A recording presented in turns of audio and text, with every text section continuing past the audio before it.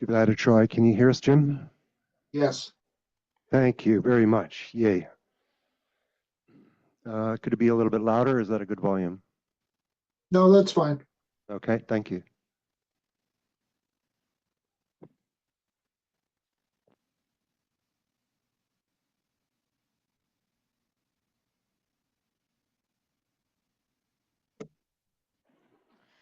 Hello, everyone in the Zoom meeting room. Can you all hear me?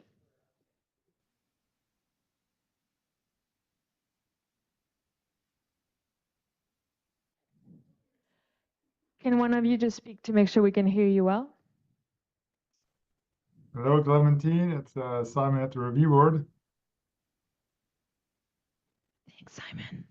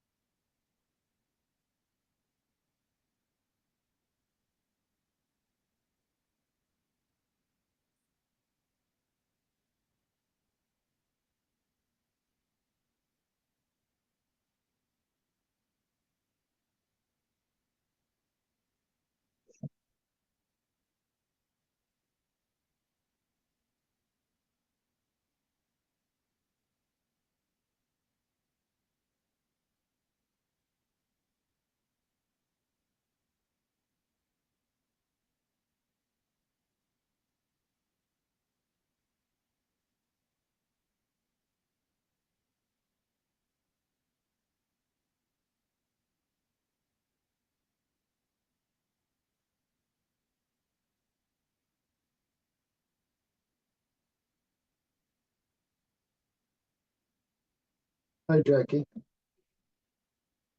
Come in. You can see what it looks like.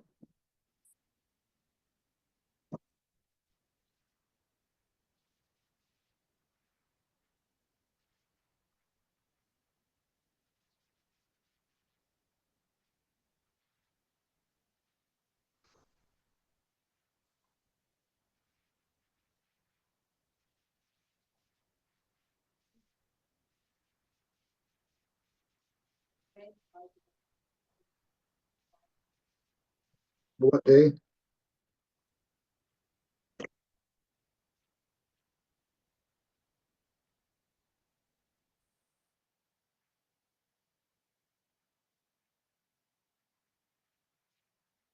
Hello, is there anyone else on?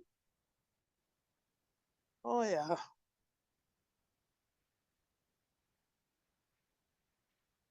I'll turn the audio on. Hi, yes, we're just getting set up in the room and we'll start in just a moment. Sorry about that.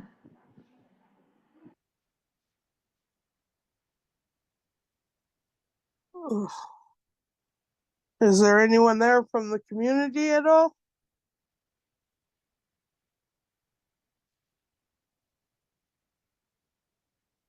Yes, it's probably hard to see on the screen, but there are a few people and hopefully we can do some introductions in a few minutes.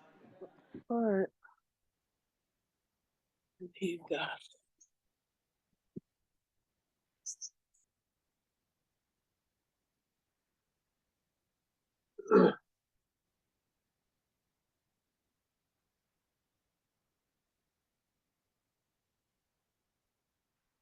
Oh, yeah.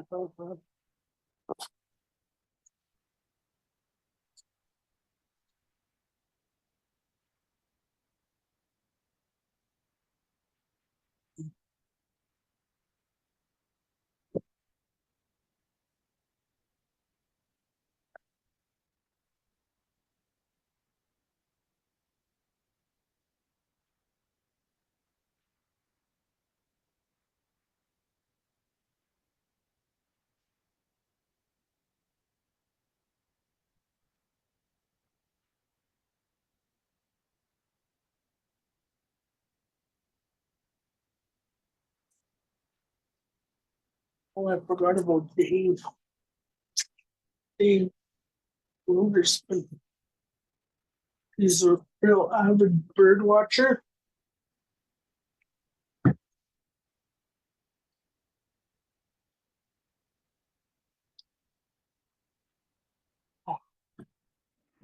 Well, good up. Wow. What happened?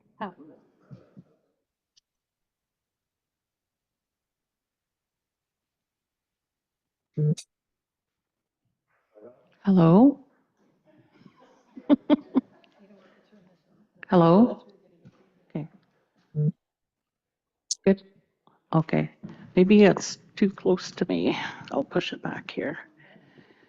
Okay, well, good afternoon, everyone. My name is Joanne Danaron. I think I met most of you. I know some of the government people before, and I know some good friends from here, some new ones that I've just met here, and we have other staff with us here. So good afternoon. I'm the chair of the Mackenzie Valley Impact Review Board. Welcome to the community session for the environmental assessment of the GNWT's proposal for upgrading the Mackenzie Valley Highway to an all-season road between Wrigley and Norman Wells. I just have to remember to talk slow because our translator is there. Before we would begin, I would like to acknowledge that we are holding this community session, and I'm going to try to say it. Can you go to me? Close enough, Leon? Or Norman Wells in the beautiful Satu region. We will begin this session with an opening prayer, and at this time I will invite Elder Leon Andrew to give an opening prayer, and then call on Ethel Blondin Andrew, who is here, and she will make some opening remarks. So if we could stand for the prayer, please.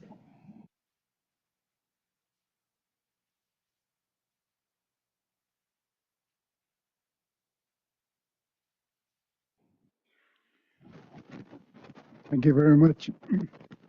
My name is Leon Andrews. For some of you who don't know me, I live in Norman Wells, but I was born and raised in Toledo. I still speak my own language, so I like praying in my own language. It's about who we are, where we come from, how to prayers kind of explain we have a creator. We are all his children. We breathe his spirit that he provides us each day. Therefore, we do not know our own destiny, even by tomorrow morning. And then the next part of the prayer is about what we want to accomplish, our task. So that's what my prayer is about. Okay. Sitaya kavanata. Irindana ka runda javita. Tinatonate. Itazinda itiga. Satrankodega karijunga. Sitaya kavanata dutsiniga niri. Iyalaita sin. Izana kaya. Tenezona hedzinike going with the Masia. Sitaya kavanata nejira kagontende. The tiger and the mercy, the tiger and the mercy, the tiger and the mercy. Also, I thank you all. Mercy Joe. Thank you. Welcome, Norman Wells.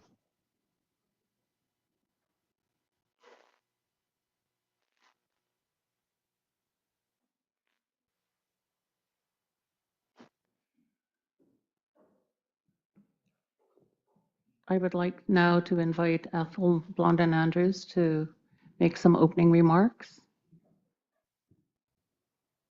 Merci, Joanne. I'm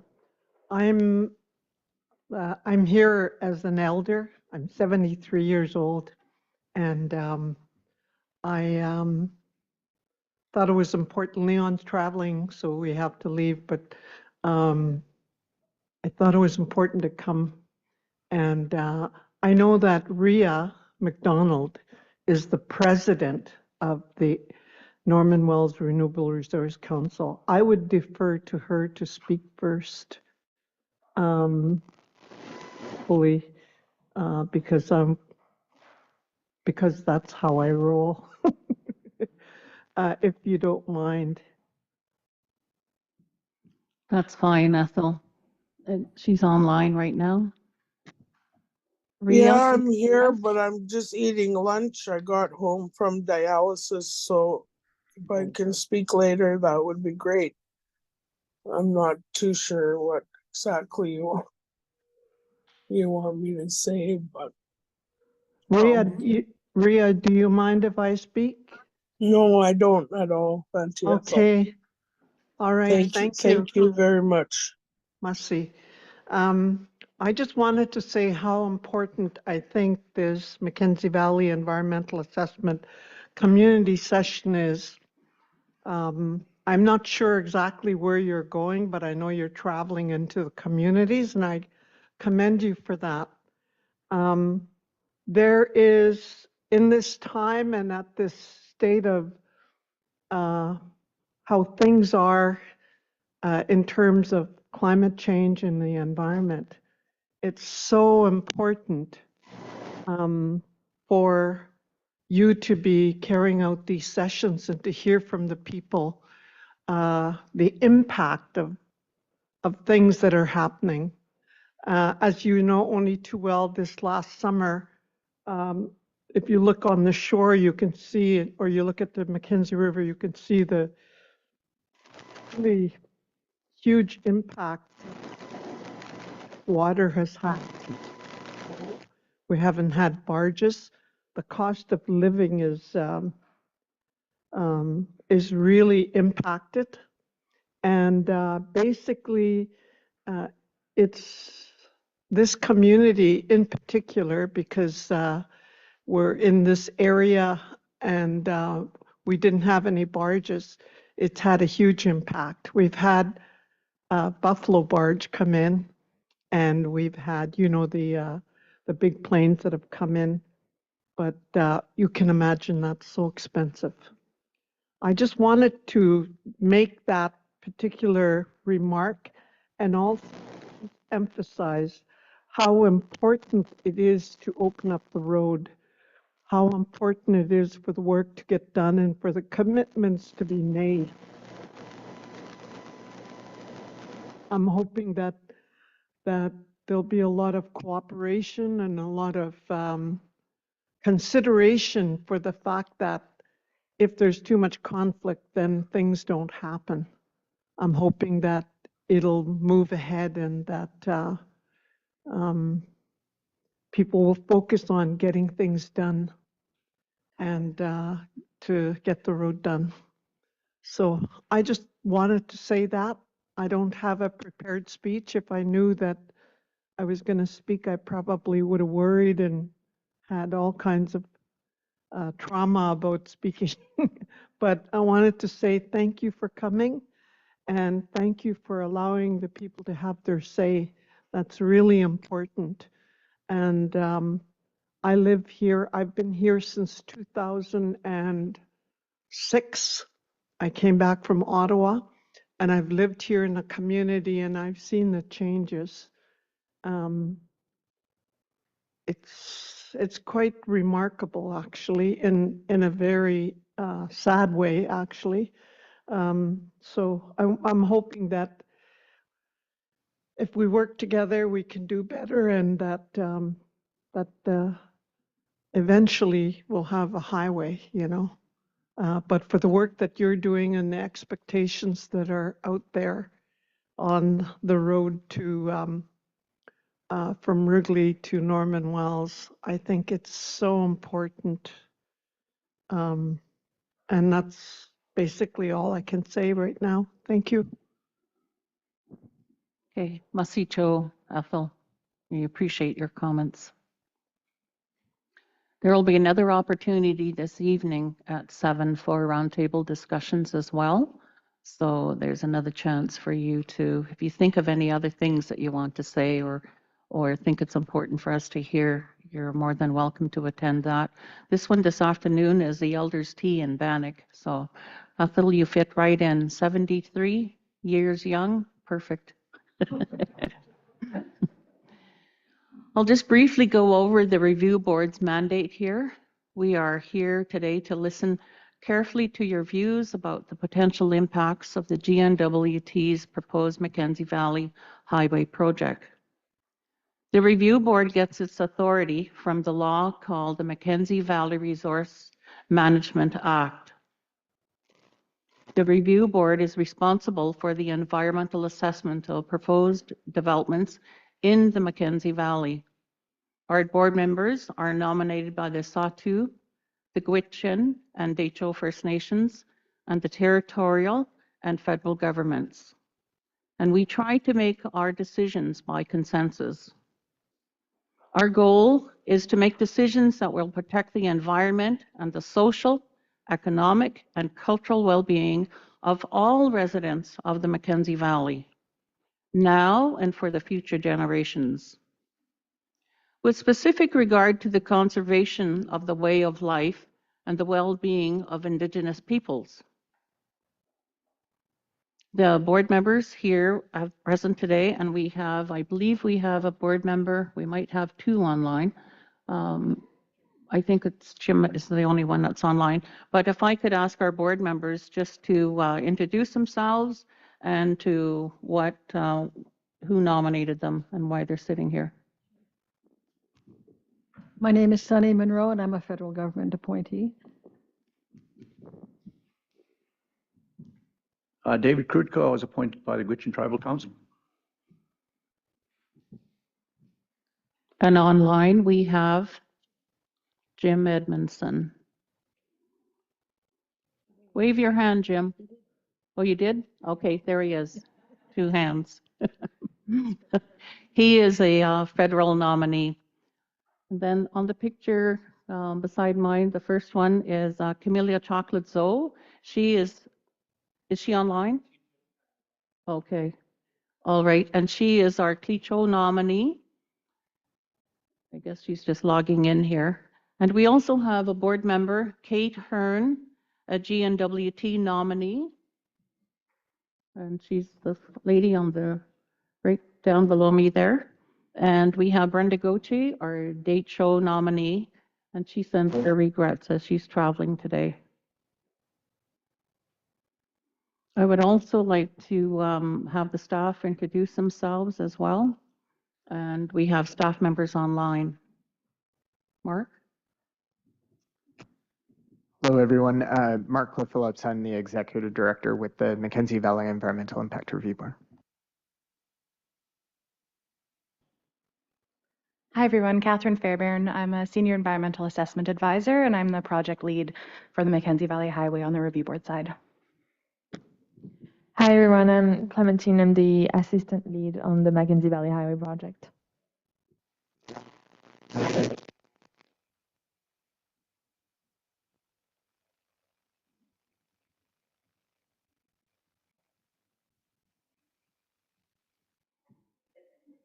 Okay, thank you. That's here. And then online, we have some staff.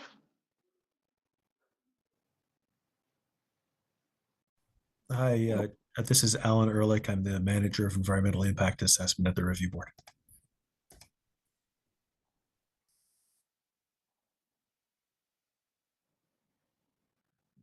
Well, Chuck might be online, but I think he's muted. You could see in a blue shirt there. There he goes. Chuck? Good afternoon. Chuck Hubert with the Environmental Assessment Advisor. Pleased to be here.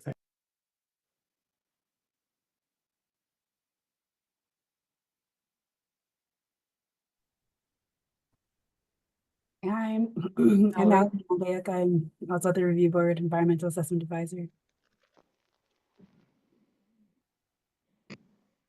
Hello, I'm Simon Tugett. I'm at the Review Board. Thank you very much. Okay, and there's our small little group. Are we missing anyone? No, I think we're good. So the board is being assisted today by Joanne Barnaby. I think everyone knows Joanne, my sister. Yeah, exactly. And Joanne is acting as an independent knowledge interpreter and cultural specialist. And she is here today with her team to help facilitate the session here. They will produce a summary report of the sessions with the assistance of Hannah Curry. There she is. And prior to the community discussions, we will have Joanne introduce herself and how she will be assisting here today, what her role is. And that report will be available for public review prior to finalization. I would also like to recognize our interpreter for today, our Dene-Kadai interpreter, Dora Grandjam, over here. And on your translators here, Dene is on channel 3, English is on channel 2, and the floor is channel 1. So we'll have to be cognizant of speaking slowly and clearly so that Dora would have an opportunity to interpret for those that need it.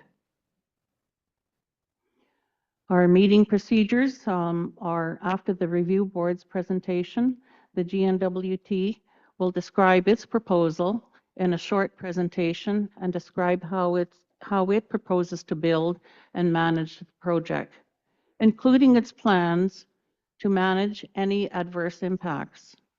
GNWT staff from the project team are here to answer your questions about the project today and throughout the time that we have this evening too. They will introduce themselves when they're going to be making a presentation. There's also additional representatives from the government of the Northwest Territories and Government of Canada are present at today's hearings as well to listen to what you have to say. These individuals will not make presentations today, but may be able to answer some of your questions that the community members may have at the discretion of myself. If we have a representative from each government, they can introduce themselves online. I don't know if you have people online, Seth. You do? Okay. Do you want to do it when you do your presentation then? Okay, that'd be perfect. I have some comments about today's meeting that I hope will help make everything go smoothly. We have limited time here as we have another session at 7 this evening, and the review board is committed to hearing what everyone has to say. So we're hoping that there's a lot more people coming in through that door, or they're just waiting for the 7 o'clock meeting. And over on by the door there where Donna is sitting, there's an agenda by the door there available, and other items are there. She's waving it there. The sessions today will be recorded through Zoom, and the review board will be making the recording available on the public registry on our website shortly after the session. This will allow our board members who are not present to hear what you have to say, as well as other parties that are not in attendance today. Please use a microphone for all questions and responses so that everyone online would be able to hear you. And please remember to say your name before you speak. We want to understand what you think about the potential impacts of the GNWT's proposed Mackenzie Valley Highway project. We need you to clearly share your views of the potential impacts from this project on the environment, on the community, on the ability to practice your culture. The review board also asks you to present your views and opinions on how important these potential impacts are to you. We also hope that hearing these views of the communities and other upcoming community sessions will provide an opportunity for the GNWT to adapt its proposed project, make commitments, and improve mitigation options prior to the end of the environmental assessment.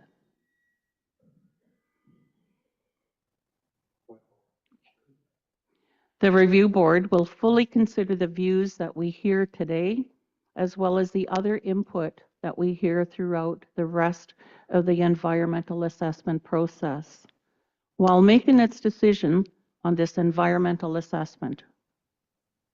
To make a good decision, we need to understand what you think. We will make every effort to listen carefully to you, to get the information we need, and to make the best possible decisions in this environmental assessment. I will now ask the staff to continue with the opening presentations, and they can go over the rest of the agenda. Masi. Thank you, Madam Chair.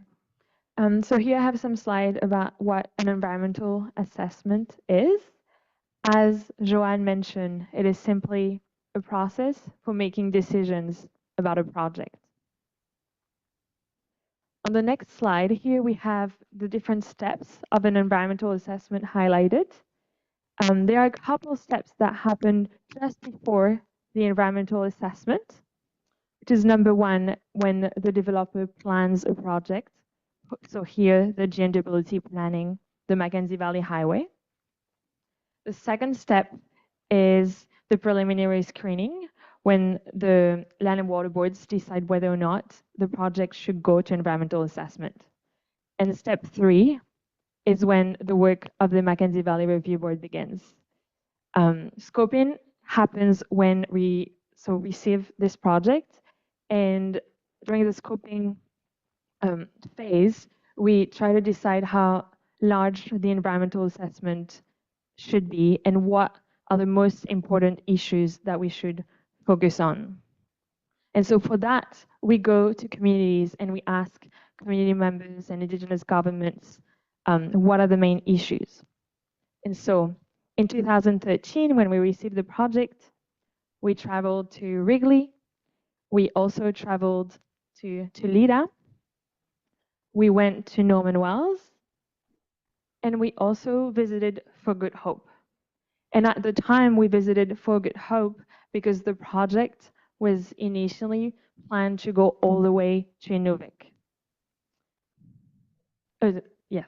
In 2013-14, the project was revised, and so the road is going from Wrigley to Norman Wells. And so now we have entered the analysis phase where we try to predict the impact. Excuse me. It's Rhea McDonald talking. I just wanted to know, is that section from Norman Wells to Inuvik going to be a possibility in the future still?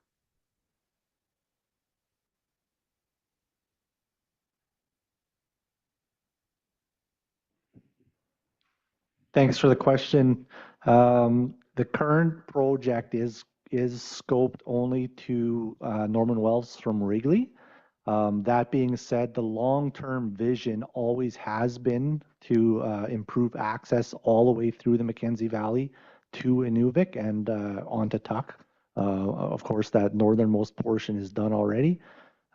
So the remainder of the length of the Mackenzie Valley from Norman Wells to Inuvik is still a possibility, subject, of course, to its own regulatory processes and environmental assessment, and of course, funding. Yeah, for sure. Okay, thank you. For the record, that was Seth Bonnet from the GNWT.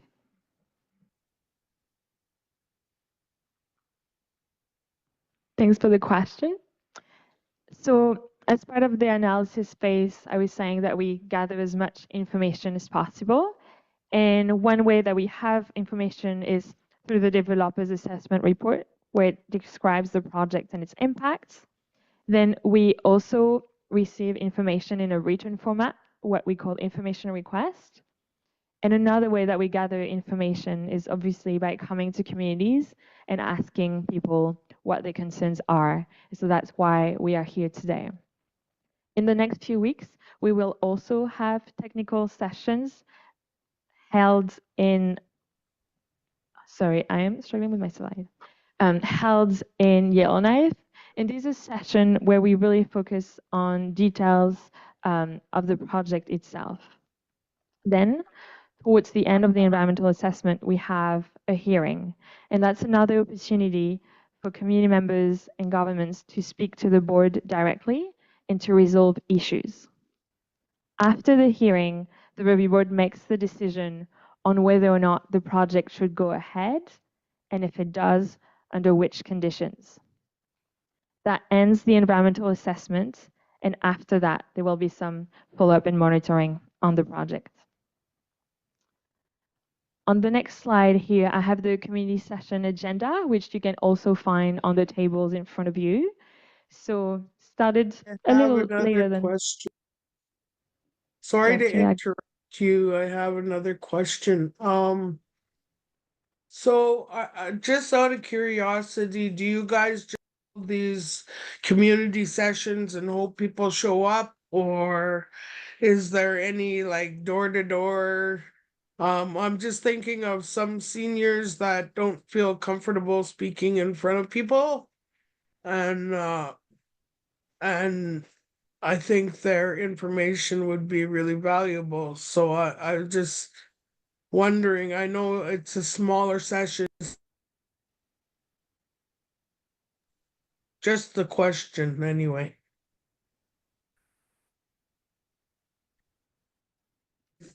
Did you Hello, guys hear me? Yes, we did. This is Mark Cliff Phillips with the review board.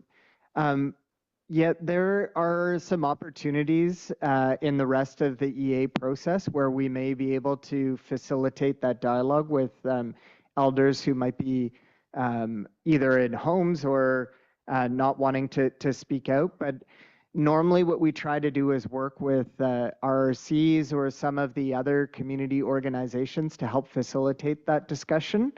And then we could get that information back to the review board in some way. Either we could take oral recordings, we could take written submissions on behalf of people. There's different ways, but we could definitely work with the RRC to get that information from anybody who might be wanting to find a different way to share their views with the review board. We do have to get that information onto our public record, so all the parties to the environmental assessment have access to that same information. But our staff could definitely follow up with you to discuss how we could do that.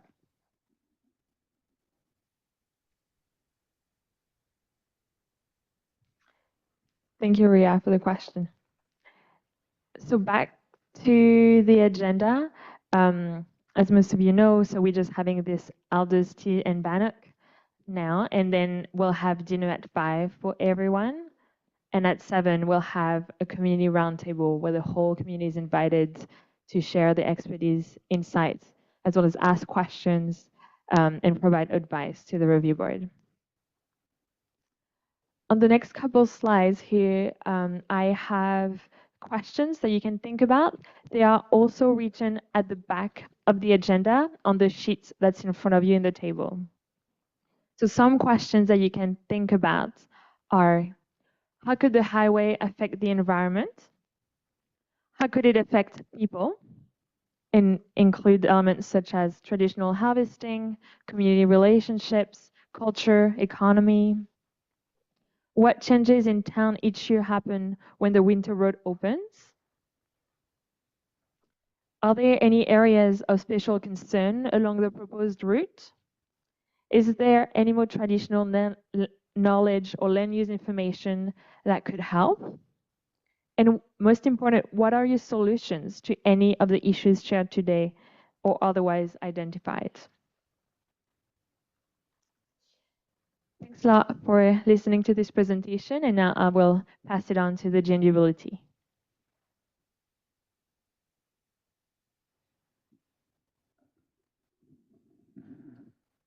Thank you very much, Seth Bonnet. For anybody that I haven't had the pleasure of meeting yet, I am the Director of Strategic Infrastructure with the Government of Northwest Territories Department of Infrastructure. And I oversee the project team that is tasked with delivering the Mackenzie Valley Highway project through the environmental assessment. With me in the room here today, we have several folks from the GNWT. To my left is Patricia Coyne. Patricia is the manager of the Mackenzie Valley Highway Environmental Affairs team. Along the back wall over there, we've got Kelly Barassa. Kelly is one of our senior environmental analysts working specifically on this project. Behind me are two of our lead consultants. We've got Erica with Stantec and Tim with DPRA. We've also got some representatives from other departments. We've got Nancy with ECC. And I'll also take the opportunity to maybe let Todd introduce himself. Todd's here. Go ahead, Todd. Thanks, Jeff. For those of you that don't know me, my name's Todd McCauley. I'm a resident here in Norman Wells. Name might sound familiar because my mother was Cease McCauley, who long and hard fought for the Mackenzie Valley Highway. So we've got to give her some acknowledgement on that. I'm typically a regional superintendent with the Department of Infrastructure, but in 2022, the Sawtooth Secretariat signed a memorandum of understanding with the GNWT, in particular CES group, to support and promote the Mackenzie Valley Highway. So since 2022, I've been lobbying all across the country for awareness and education on the highway. We have an office here in Norman Wells next door where people can feel free to come in and visit and see what propaganda we have and good news stories we have. Sawtooth's taken an extremely aggressive role in supporting the highway. We've come out with three pillars that we call country, climate, and community. So the first one is we did a national defense story on the rationale for the Mackenzie Valley Highway. The position the Sawtooth took was to promote the highway from Wrigley to Inuvik, as well as support the infrastructure with the highway to Norman Wells. But we feel there's a definite need to head up to the Beaufort Delta. The other thing we did is we did a 15-minute video on low water levels in Fort Good Hope, and we also developed a Sawtooth app to keep people aware. So we've got these QR codes if anyone gets a chance to scan them. The video is extremely heartwarming. What a lot of people don't know is if you look at the distance from Inuvik to Edmonton on the Dempster Highway, it's 3,214 kilometers. And it's a lot of times washed out. It's snowed in because of the valleys and the Richardson Mountains. The Mackenzie Valley Highway from Inuvik to Edmonton is 2,206 kilometers. And it's protected by, well, the Mackenzie Valley. So there's a definite advantage of 2/3 or 1/3 the savings cost and time to get people up and down the highway and material. So I see the GNWT is looking for net zero carbon footprint by 2050, and I think this is a way you can knock down 1/3 of the carbon footprint in the Beaufort Delta and Sawtooth. So if anyone gets a chance, my office is next door. You'll see a big Sawtooth flag flying on the roof. That's it for me.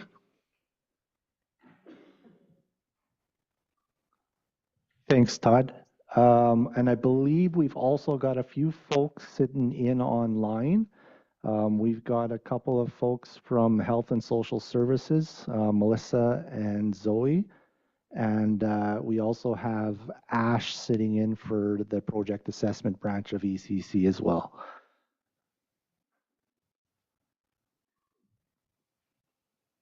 Before I get into the specifics of the project, I would like to just say thank you to everybody that's come out today. Again, I would like to echo the comments that in order for this project to have the maximum benefit for residents, we need to hear from residents. So I'm interested in hearing anything that you guys have to say today and making sure that we're capturing and considering all of your opinions and views.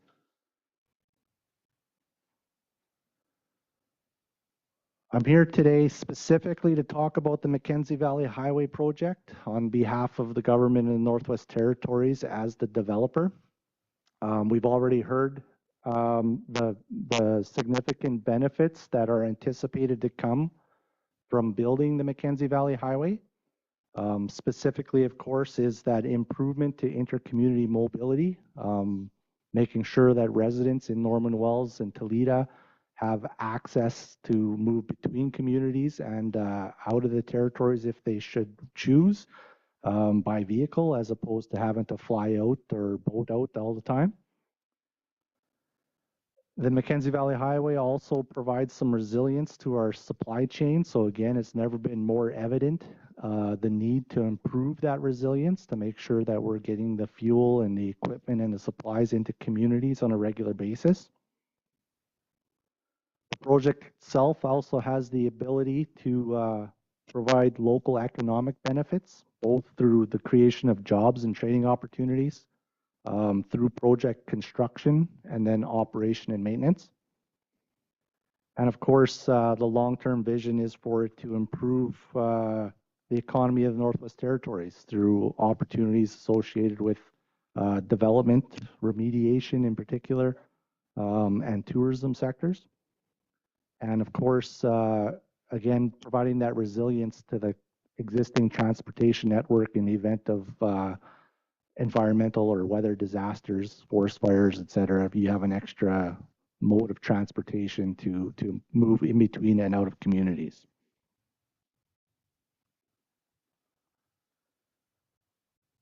As referenced already, the project itself is specific to that portion of the highway that would extend all-season access from Wrigley along Highway 1 north to Toledo and on to Norman Wells. The plan right now, the proposed project, is intended to follow the existing Mackenzie Valley Winter Road as much as possible. This is for a couple of very important reasons. First and foremost is to reduce the environmental footprint. So there's already a right-of-way that is being utilized by that winter road. And thereby using that already existing disturbance, we limit future impact to caribou and other important wildlife habitats. We also want to take advantage of the existing infrastructure that's already along that winter road alignment. So there are already bridges, some significant crossings at several of the larger streams and creeks. We want to essentially link those with all-season access, replacing the winter road. The project's intended right now to advance in 3 different sections of construction. So we are currently proposing to build a section between Wrigley and the Decho-Satu border, a second section from the Satu-Decho border to Toledo, and then a third section from Toledo on to Norman Wells. Each of those sections is anticipated to require approximately 3 to 4 years to construct, pending their own individual regulatory authorizations and permitting processes. All of that, of course, is contingent on funding for construction that the GNWD has not yet secured, but we continue to engage Canada towards that investment with, of course, the support of community organizations and the Satu Secretariat as a staunch advocate.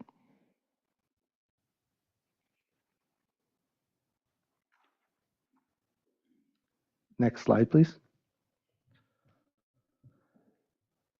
The construction activities specifically for this project would include mobilization and staging of equipment, fuel, and materials, the establishment of construction camps, clearing of the right-of-way, development of borrow sources and quarries along the alignment, use of water for camp use, construction, and dust control, the construction of additional water crossings, so where there's additional creeks and streams that require us to cross, we will be installing new culverts and additional passageways to ensure proper water management and fish habitat protection. And then the construction of permanent maintenance yards for future operations. Next slide, please. Once open, we would anticipate traffic to be approximately 50 vehicles per day based on existing traffic flows and winter road operations. Highway maintenance into the future will require the ongoing operation of approximately 9 quarries.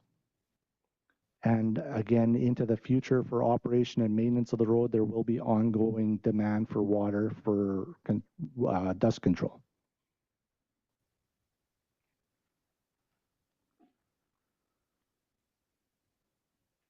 There's been an awful lot of engagement in the communities on this project over the years. If you look back, of course, the talk of the Mackenzie Valley Highway started, I don't know, well before my time. Our project team specifically and the GNWT have been actively advancing the current project since 2010, when we had early engagement with community and community organizations on the development of the project description. In 2018, we secured the funding necessary to advance to the environmental assessment. The most recent engagement we've been doing in communities up and down the current alignment has been specific to reviewing the project description and our plans, discussing the potential impacts of the construction activities and the operation and maintenance of the road, and identifying mitigations to try and alleviate any of the negative impacts, negative concerns, as well as maximize benefits to the local communities and residents. We've been working with community organizations as well to collect traditional knowledge to help guide project planning and design. Most notably, we've got studies that have been completed by the Toledo Renewable Resources Council, as well as the Norman Wells Renewable Resources Council. And we've also got studies underway with other organizations. And as those are completed, we will incorporate that information as well. Sorry, we have a Excuse question me. in the room. Oh. Go ahead. Hi, it's Ria. I was just wondering, along the Sawtooth corridor, how many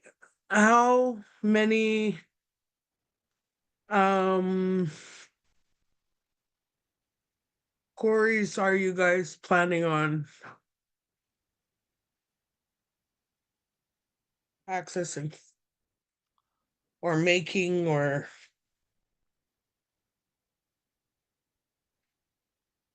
Thanks for the question. I'm just double checking here, but I believe for the Sawtooth portion of the road, there's proposed 15 quarries.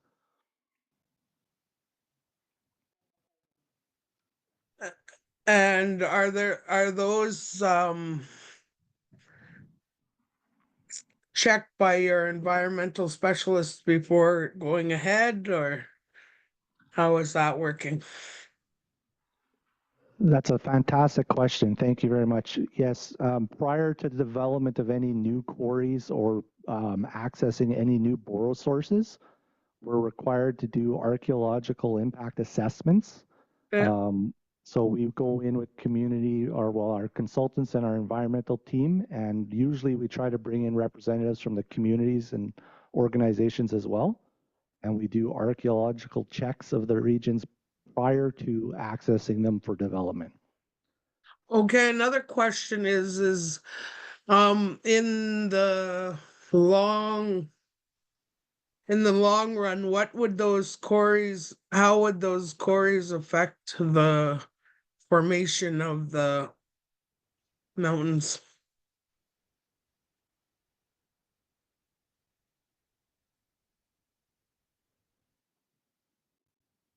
Sorry, can you repeat that? So in the future, like after you make the quarries, is there any kind of follow-up on how it affects the mountain formations? Because you're most likely getting the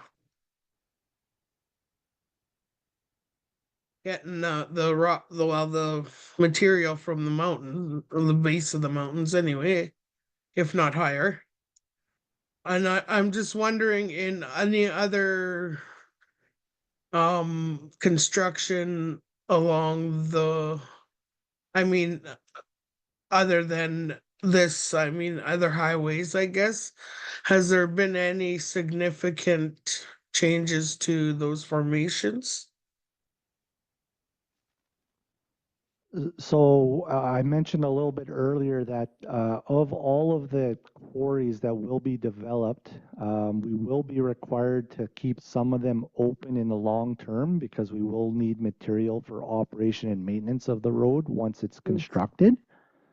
All of the other quarries that we will not be using into the future will be closed off to access and reclaimed. So we will, Okay, so then how often are those quarries revisited to make sure that the reclamation is sound?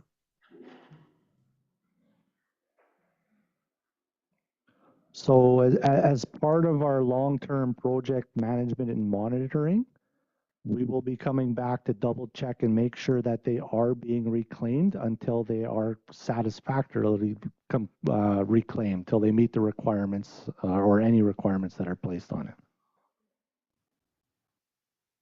Yes, I understand that. I'm just wondering, is there gonna be ongoing monitoring of the reclamation area?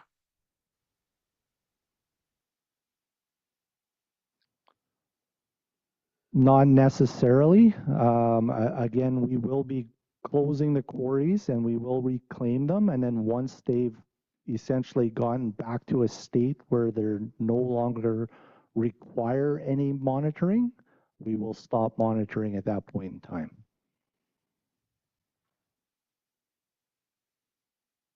Okay, thank you.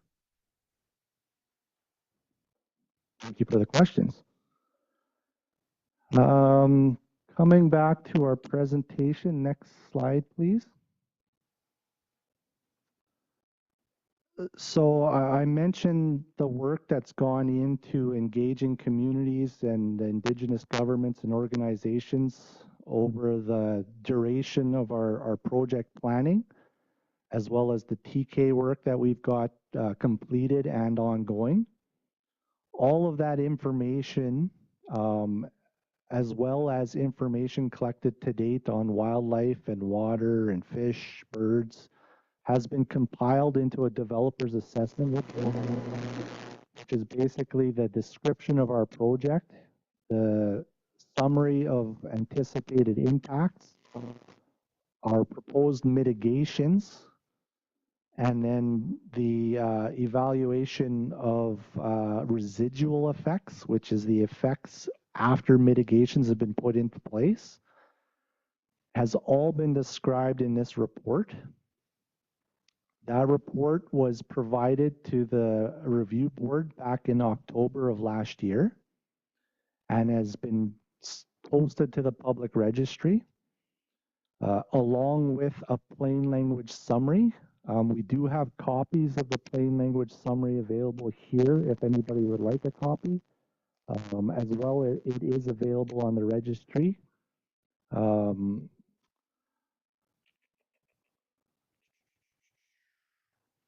The DAR and that plain language summary, of course, provide all of the findings of our assessment to date.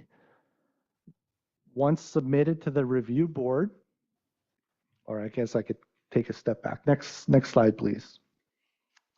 Some of the notable findings that are included in our project so far and summarized in the developer's assessment report include, first and foremost, the general positive sentiment. So again, we've heard here again today already, and we've heard repeatedly, particularly in the SAW2, of the need and the desire for the Mackenzie Valley Highway project.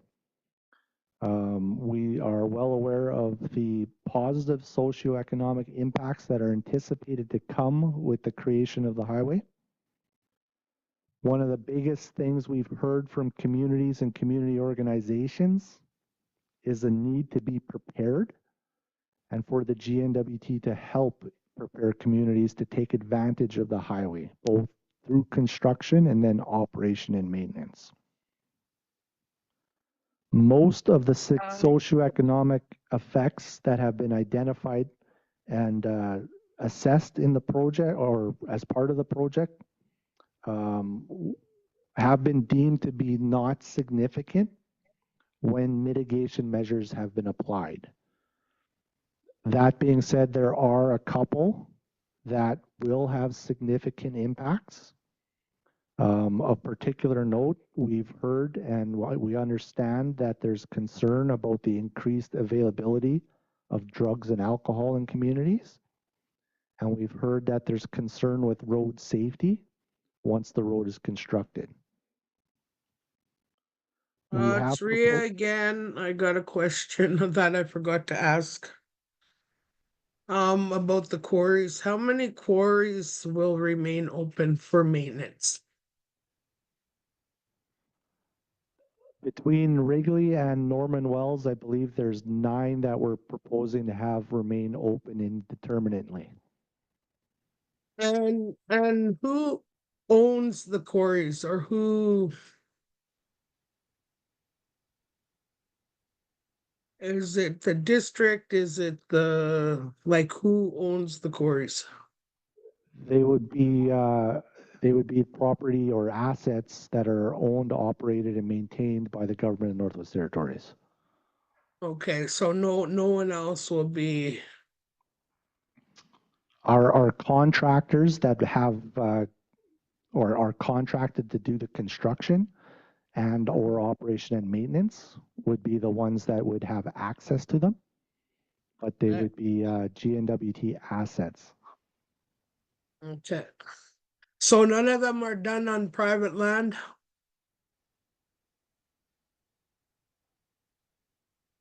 There are 3 of them, I believe, that are proposed to be on Sawtooth lands, and those 3 would be 2 of those 3 would be permanent. Okay. And I got one more question. In regards to increased access to communities and the socioeconomic problems with the drugs and alcohol. I'm sure you guys all know it's an increased issue all over the North and Canada. And as it is right now, I'm from Norman Wells, but I've been in Hay River the last, I don't know, 3-4 years. And before that, Yellowknife, because I need treatment. Now, when it comes to the drug and alcohol situation, as it is, there's already been people, not only local people, but RCMP stopping drug dealers from coming off the plane. So how is that gonna work? I mean, do you guys have any? I know it's bad here. It's even worse here than it is in the smaller communities. But it's bad. Bad stuff is happening. How do you guys plan to mitigate that?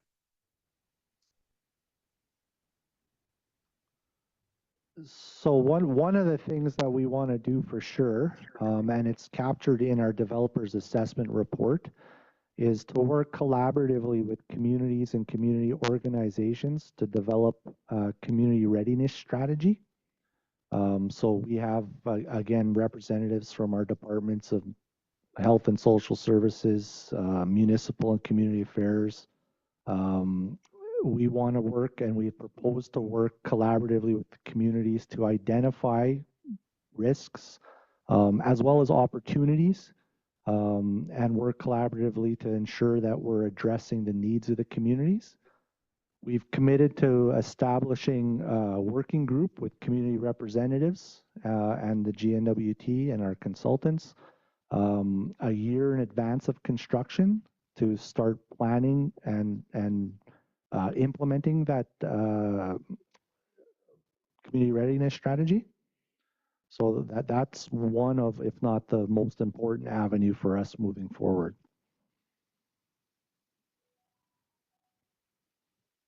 Okay, thank you. I probably have a few more questions, but I'll wait a little bit. That's why we're here. I appreciate the questions. Oh, we have a question in the room here.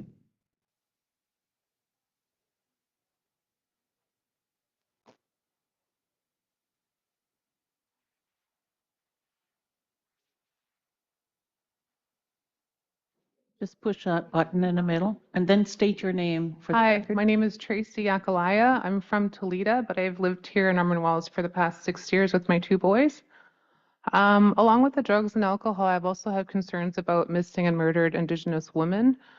I just want to ask what you guys have in place for concerns about that too.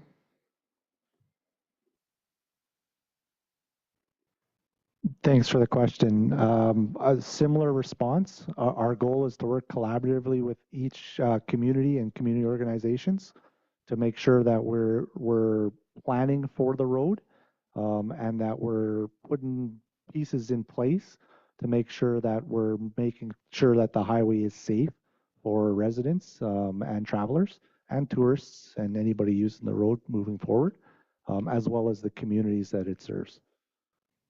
Right. I just feel that like down south, there is not a lot of accountability. So I just hope that like when the highway is built, it's not just you know, you go to a car dealership, you buy a car, and the dealer doesn't even notice you after you buy the car, right? So I just hope that same scenario or same thing is not going to be like that up here. As soon as the highway's built, and then we don't really hear from you guys or work with you guys close enough to address these concerns.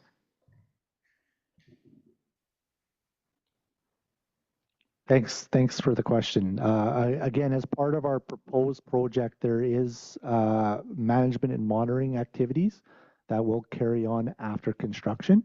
So that's very good feedback for us. Thank you. It's Ria, just to feed off of Tracy's question. She just made me think of something. So before I moved to Hay River, I was doing travel back and forth on weekends and stuff. And in that time, thankfully, I never had a problem with it because I traveled alone most of the time. But there was other women or other vehicles that were getting pulled over by these black SUVs and whatever. And one of my nieces that lives in Yellowknife, they went for a ride on the highway, I think to Betchico, and on their way back, her and her friends were followed all the way into the city to all the way in the city from these black SUVs. And I've heard that these people whoever are in these SUVs are either there to rob you or to, God forbid, rape you or, whatever. They're looking for vulnerable people. So I was just wondering, like I understand you said you plan on making working with community members, but here for as long as I've traveled back and forth, and God knows other people have traveled way more than me. That's just a 5-hour drive. Have run into other issues such as that, and I've only ever came across highway patrol once. So like I think something like that, even if you work with local um governments or local um what is the word I'm looking for? Anyway, local governments and local uh councils and whatever, such as the RRC, like if you guys can't man enough people to patrol these roads, then maybe you can work with one of those governments to do patrols and not necessarily, arm guns or anything, but to be there to look and see and make people feel safe. Knowing that these patrol cars are out there and have a look, are watching out for the people that are traveling the road. That's just, I don't know, something that Tracy triggered.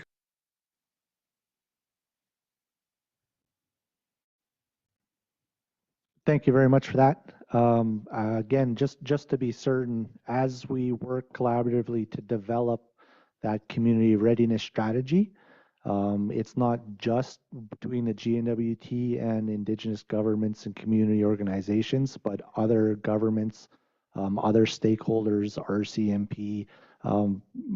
We need to all work together to identify those types of concerns and determine what's necessary, and that's what we're proposing. But thank you very much again. Happy to hear your thoughts. Absolutely. Thank you. I'm just wondering, do you guys have plans to have more in-depth discussions about how you're going to be doing preventative measures, like more in-depth instead of just a vague statement, but I mean, really talk about the plan of how you're going to prevent these things from happening? Yeah, thanks for the question. You actually got ahead of me. There is another part of my presentation specific to that. But again, the proposed mitigation or strategy we have is the development of that community readiness strategy prior to construction. We are open to and are going to continue to work with everybody to develop that plan or strategy and those measures over the coming years prior to construction. Our team is open and ready to come into each of the communities again outside of this forum to start, or not start, but continue those conversations. Both ourselves and our consultants that are working specifically on the socioeconomic pieces. It's an ongoing process that we're open to continued dialogue on. Okay, I just can't stress enough just how important it is just to keep our people safe up here, because right now we don't have a highway. We don't have anything to worry about. As soon as that highway comes, it just opens a bunch of problems. So like the lack of care that's, even as far as Yellowknife or accountability, I mean, it's easily will come up this way. I mean, guaranteed. And, the highway of tears as well, the lack of accountability for that as well. Guaranteed it will be up here. So I just want to stress, we care about our people up here. We want them to be safe. And with drugs and alcohol, we don't have a highway up here right now. With the drugs and alcohol, it's pretty bad up here. We have people dying now. People are selling drugs, there's crime. There's the fear of, a family, the man that's a drug dealer and he can't pay up to the big dealers in Yellowknife. They come up here and they take his children and his wife away because he can't pay up. Those are fears that we have up here. Those are real.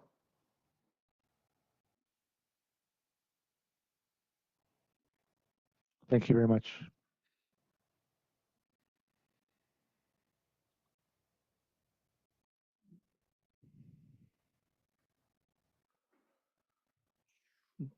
Next slide, please.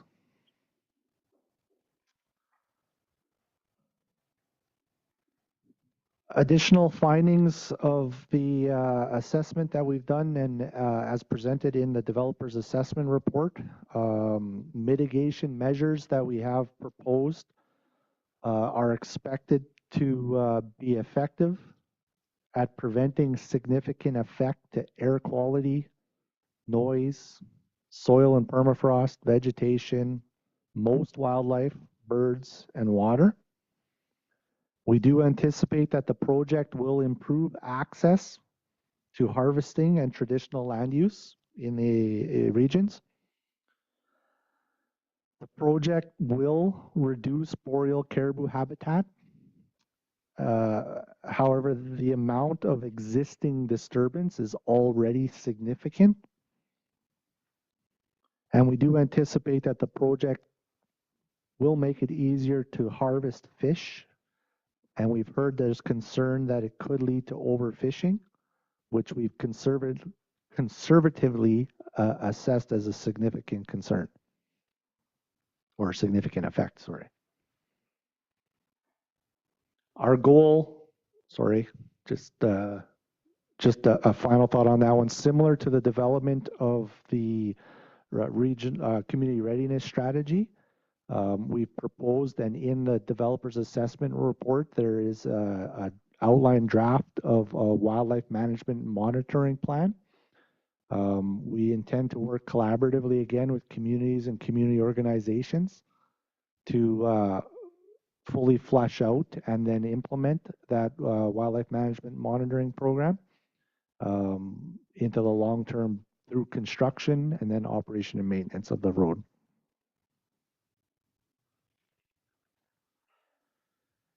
It's Ria again. Just to follow up on the question that was just asked, in other areas where you guys or where other areas built road, like there was that new road just built to Tłegło hłı. I'm sure you guys do monitoring on that. Can you share any information on the effects that road's had in regards to permafrost degradation, fish, birds, and so on and so forth?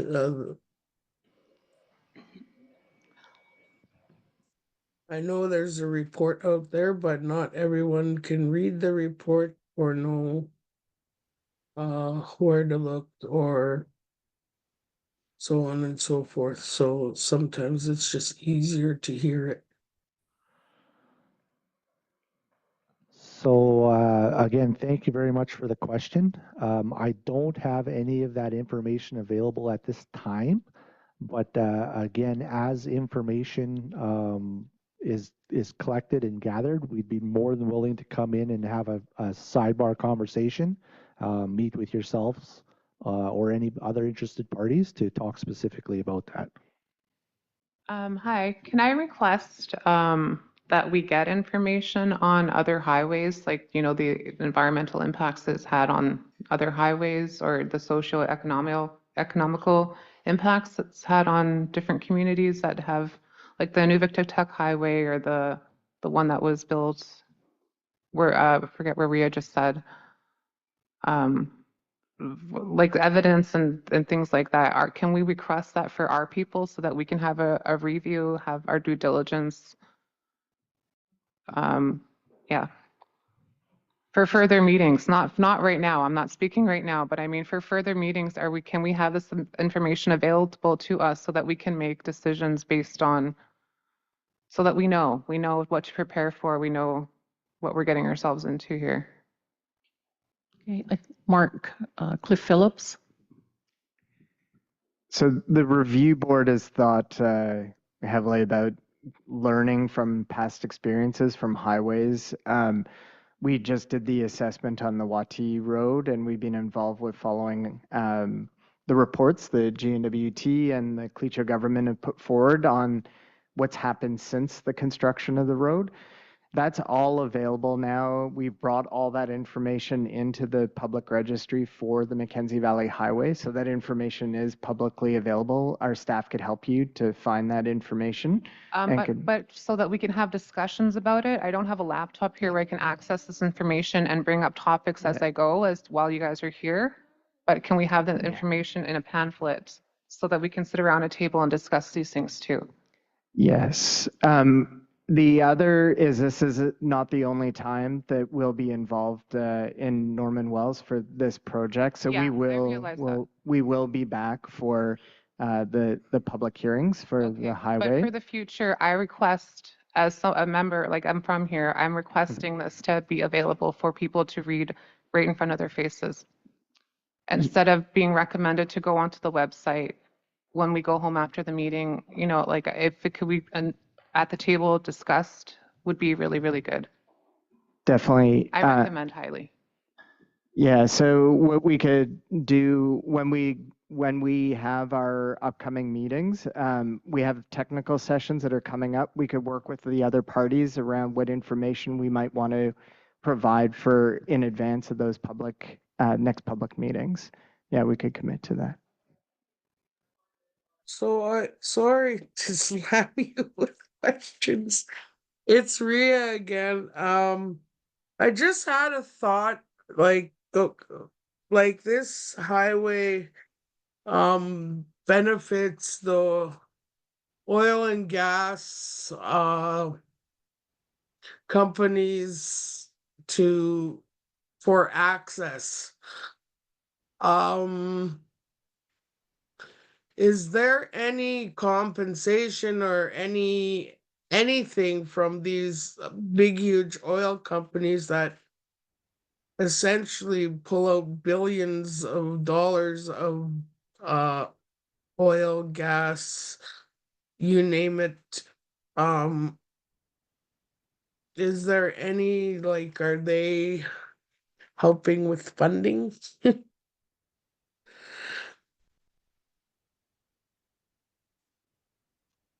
We don't have any commitments for investment in the construction, operation, and maintenance of the road at this point in time.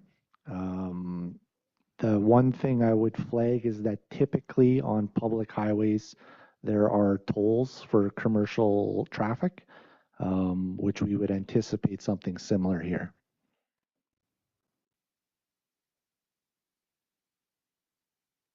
That's great. I hope you guys make them pay big tolls.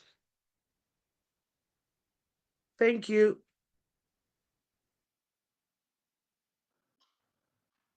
Thank you guys very much. We lost our presentation again. All right. Really quickly, I mentioned the developer's assessment report that was provided to the review board back in October. Captures all of the anticipated impacts, our mitigations, and residual effects. The review board, of course, posted that to the registry and asked for feedback from the public at large on the proposed project. The GNWT has since received and responded to 141 comments through that public review process, as well as 158 formal information requests that we just, I think we completed our responses towards the end of last month. Next slide quickly. Some of the higher level themes of those information requests and comments revolved around, first and foremost, the construction schedule and the duration of construction activities. I mentioned we're currently proposing to advance the project in 3 different sections over a longer period of time. We've heard and fully considered the current situations. There's a desire for the project to be constructed quicker and faster. We have responded with an alternative construction schedule that, again, pending our ability to secure funding and the regulatory authorizations necessary. If everything fell into place perfectly, we could probably see the road constructed in, I believe it's 3 to 4 years, but that would be tackling the project from multiple directions, from multiple locations at one time concurrently, as opposed to the phased approach. We've had several questions about the detailed design of the road, some of the engineering requirements, particularly around culverts and crossings. At this point in time, the project is only at about 30% design. Over the coming years, as we continue through the environmental assessment and progress towards construction, we will refine design. There's additional geotechnical work that's required and survey work to inform final design and finalize the alignment. That work is still planned and or underway. We've had several questions about how traditional knowledge has and or will inform the project. Again, as mentioned earlier, we've had several studies already completed and several more are underway. As that information becomes available, we will incorporate it and it will be made available on the public registry.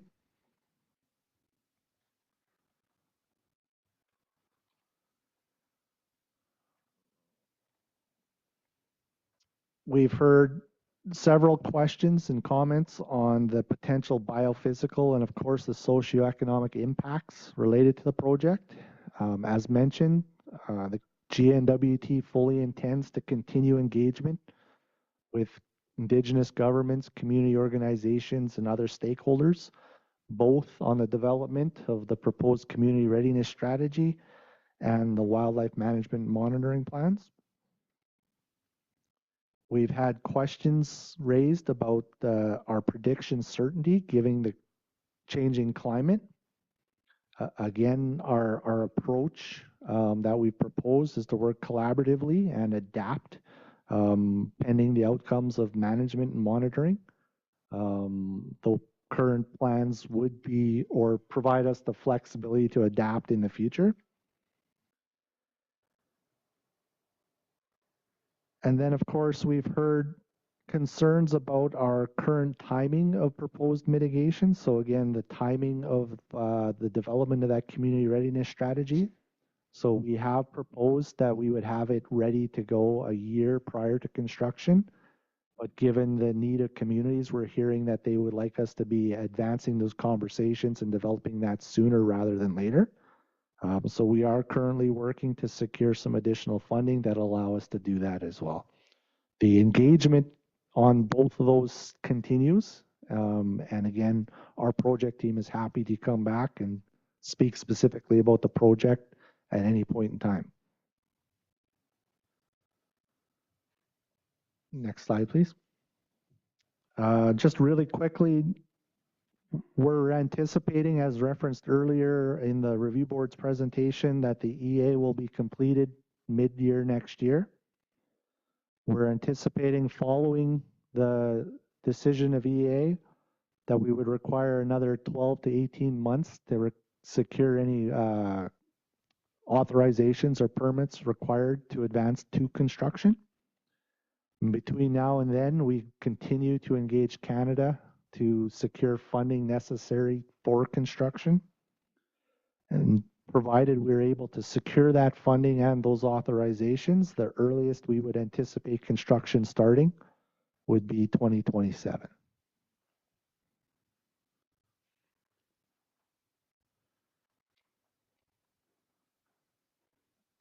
I did mention, and to your point earlier, the need to continue to collaborate with communities on the development of that community readiness strategy.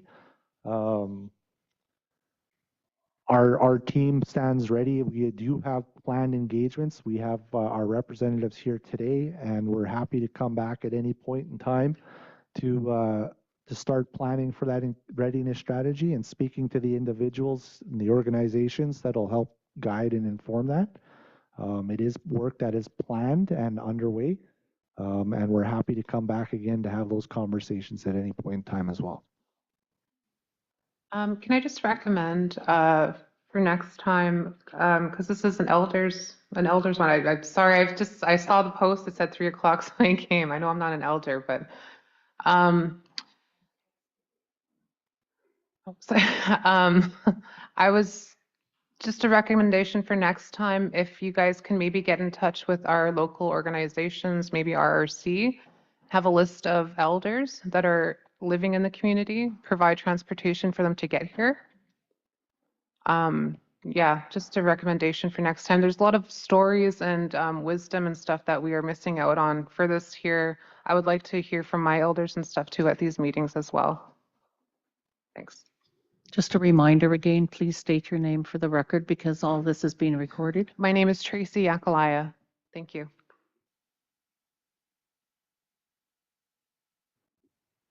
Yeah, thank you very much for that recommendation. Again, when we come back and anytime that we're in the communities, our goal is to maximize the value of our time. We try to make a point of meeting with the RRCs and local organizations every time we're here, and we're happy to come back and have those conversations at any point in time. I saw Todd had his hand up too. Thanks, Seth. I was just wondering, for the benefit of everyone here, if you could explain how the SSI GNWT working group work and who's on the working group.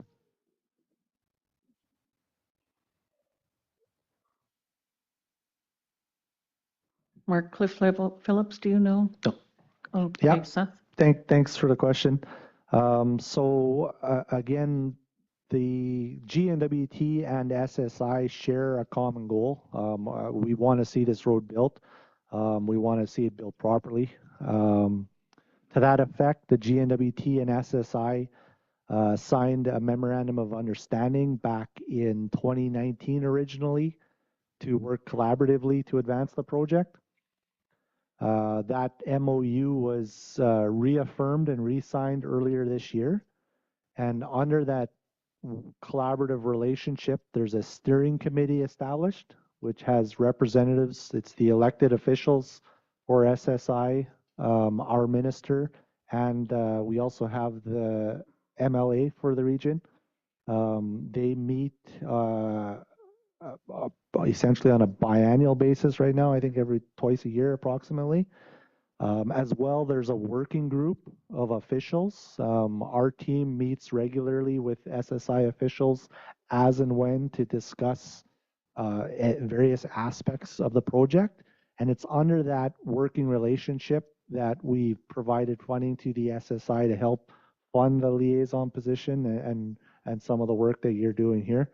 Again, it's a forum for collaboration.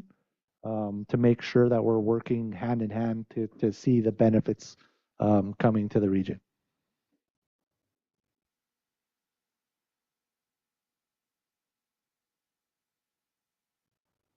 I think that's the end of my presentation.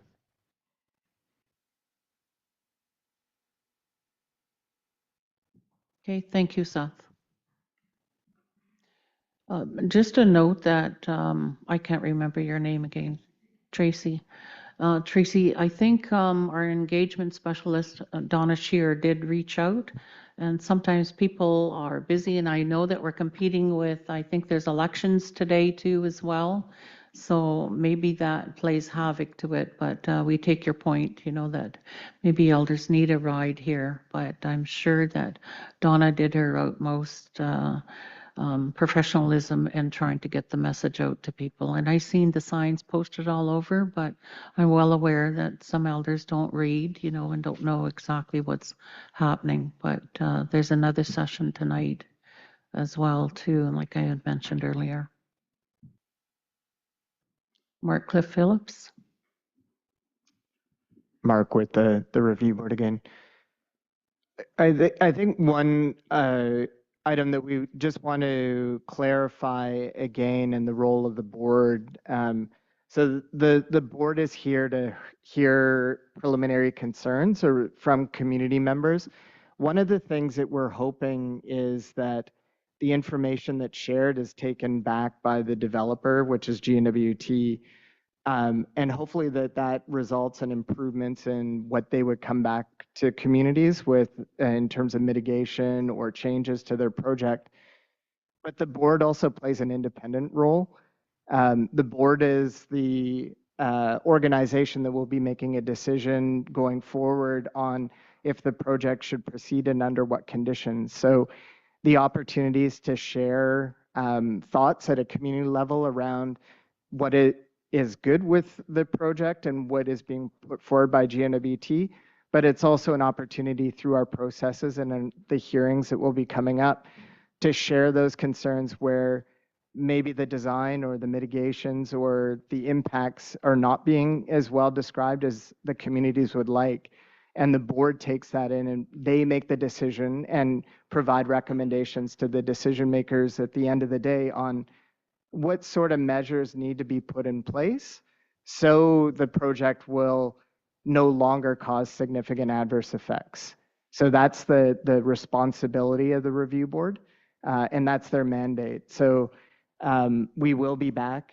There'll be sessions coming up in Delaney and Toledo as well in the next couple of days. And we are going up and down the valley hearing right now in these early community sessions, but there's other opportunities as well to share those concerns. And the board, in many of these past decisions, like with the Cleach All-Season Road, have created mitigation measures, which again, going back to those reports with the working groups at the community level, those are the sort of things that came out of the environmental assessment so we could improve on how programs and mitigations to avoid impacts that you're describing can happen. And now we're following up to make sure that that's actually happening and making sure that the programming that GNWT and the Cleach government and the Wati Road example are actually doing what they're intended to do.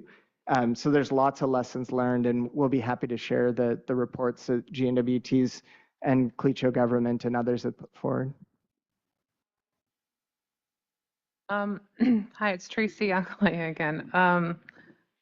In the event, or like hypothetically, if this highway, didn't go through all the way to Wrigley, is there still talk about it even going from here to Toledo? Is that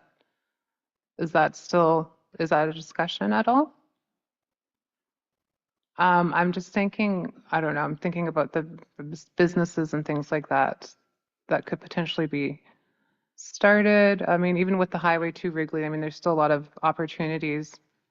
But that's just my question. I was just wondering if is there any talk of even just Toledo to Norman Wells? So again, the current proposed project is the entirety of the road from Wrigley to Norman Wells. But again, that'll be contingent on the availability of funding and regulatory authorizations, of course. At this point in time, we have proposed to do the road in segments. We haven't prioritized which segment would go first if we continue down that path yet, but that's for future discussion and will be contingent again upon the availability of funding.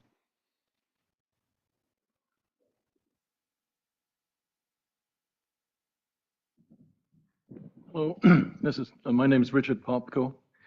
So a question on the proposal.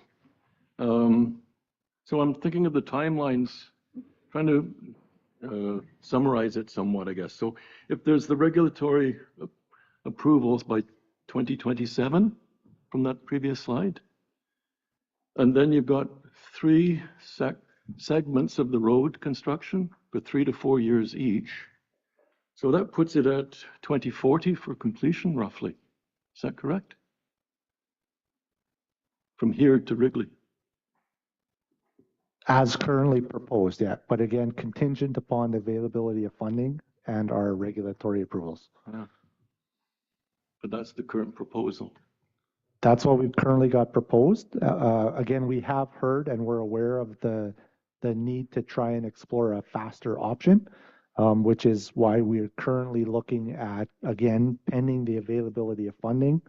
We have the potential to revise that approach, but it requires, again, of course, changes to our permitting process, and it's contingent on funding. One other comment then.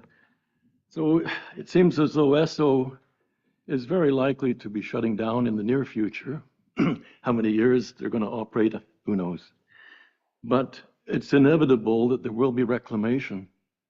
And that's going to entail a lot of transportation of things, goods, whatever, from here to disposal sites. Currently, that winter road is dangerous to be hauling hazardous materials along.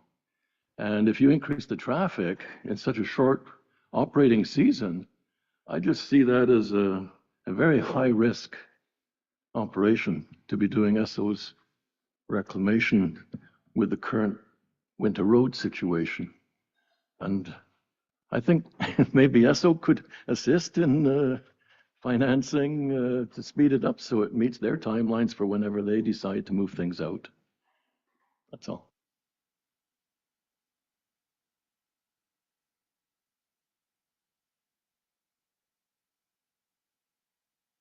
Do we have any other questions or comments? I would like to recognize the individual at the back of the room, and I haven't seen him for a long time. Frank Pope, welcome. Good afternoon and welcome. I apologize for being kind of busy.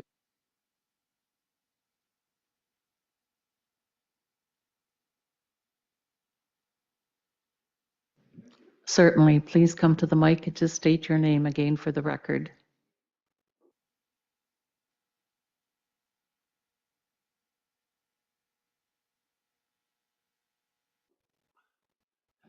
Good afternoon. My name is Frank Pope. Currently, and at least for the rest of today, Mayor of the town of Norman Wells. We'll see what happens later on tonight. Again, welcome. Thank you for coming in. I apologize for not having the time today to come and visit with you, but I'm doing what I can. Having missed a lot of the dialogue, I may be repeating what's already been said and stated. Just the first thing I will mention is we were hoping at some point to see the environmental assessment on the highway accelerated. I know you can't do that, but it would have been a big help. The other thing is the town of Norman Wells has challenged the Northwest Territories government to get the funding and everything else done and have that highway completed between Norman Wells and Wrigley before the end of the 20th Assembly, 4 years from now. We've also suggested the highway be built in 3 sections concurrently, one from Wrigley to the Satu-Decho border, one from the Satu-Decho border to Tolita, and one from Bear Rock to Canyon Creek. These contracts should be put out to large contractors with opportunities for all the smaller community contractors to be working with them. Because of our current situation with the Mackenzie River being low on water, the current cost of living being atrocious for our residents and for our businesses, and the fact that we do not see any relief of barge traffic anytime in the near future because of the drought conditions in BC. Sure, we're hearing about flooding in Vancouver and flooding all over, but it's on the coast and that all flows to the Pacific Ocean. It does not flow through the Athabasca and Peace Rivers to us. So I'm suggesting that, what is it, 2037, 2040, there's total bullshit, pardon me, but it's just not allowable. We've got to get this thing built as soon as possible so the Satu communities, all 5 of our communities, can survive. Once we get the road as far as Norman Wells, because of conditions, the winter roads may not be able to even serve Fort Good Hope, Delaney, and Tłegło Lake. But at least if we can get the material here affordable, it'll be a start. I worry about Delaney on Bear Lake with the current global warming conditions. And how many more years will they be able to get their material in affordably without our ice becoming dangerous? We talk a lot about our winter road being the save-all, end-all for now. With the current conditions, the safety of our 3 river crossings is paramount. That is local individuals who work on these river crossings. And just to expedite the speed of opening the winter roads, we do not want to endanger our residents working on these river crossings. We have asked the government to open the winter roads sooner, to put ice on it like the oil companies used to do, and to keep it open as long as it can. Two extremes I'll give you. I drove by car from Norman Wells to Tłegő hłı on April the 30th one winter. On the 1st of March 2019, it was 10 above in Norman Wells. We lost our winter road completely halfway through the season. People were stranded south of here. This highway is no longer a great thing for the future. It is something we need it today. We can't wait any longer. I implore you as a board, you've got your terms, conditions that you have to do, you have a process you have to follow. But damn it, you're going to have to find a way to accelerate it. We cannot wait any longer for this road to be approved, constructed. I understand it's up to your board to come up with your terms and conditions before the NWT government can even apply for funds from Ottawa. You know how long it takes to get money from them. We are going through turmoil, mental anguish, and a lot of very serious issues in our community. We won a couple of battles today. I heard from MLA McNeely. That's all being passed to residents later on today. So we're imploring you, see if there's any way whatsoever to speed your process up so the NWT government can speed up their process to get the money to build this road. I'm not sure what your process is going to be for Bear River Bridge or Bear River Crossing, but I would say initially, put a ferry in there. If the cost of that darn bridge is insurmountable at this time, get a ferry service in there. It'll create 12 jobs for people in Toledo. It's a lot more than they're going to make working for some serious contractor building bridges. So yeah, just another thought, but it's in your hands now. So I'll leave it at that. Do your job to the best of your ability as speedily as you can. Thank you very much. Thank you for your comments. What we hope today, with the board coming here, we hope to have like a sort of an informal type of, gathering, I guess, with the people of Norman Wells, and it was particularly the elders that we were hoping to hear from. And tonight again, Frank, I think you've seen the agenda, or maybe you grabbed it at the front there. There's roundtable discussions at 7 o'clock tonight. So, but maybe you'll be sitting home by the radio or the TV waiting for the results.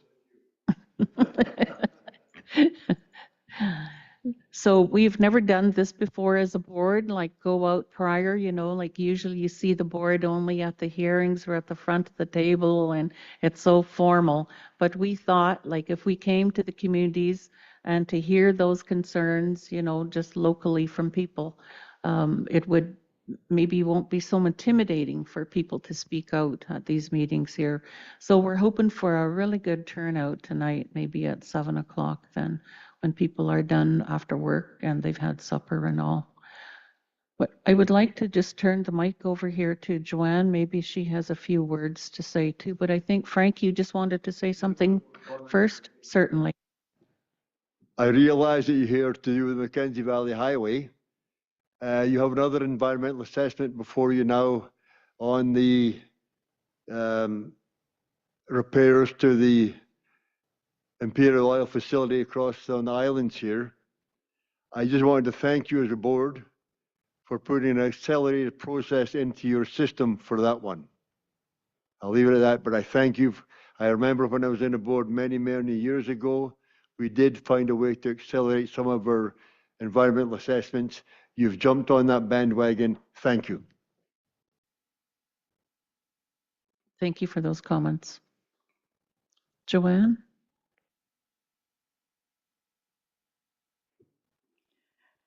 Hello.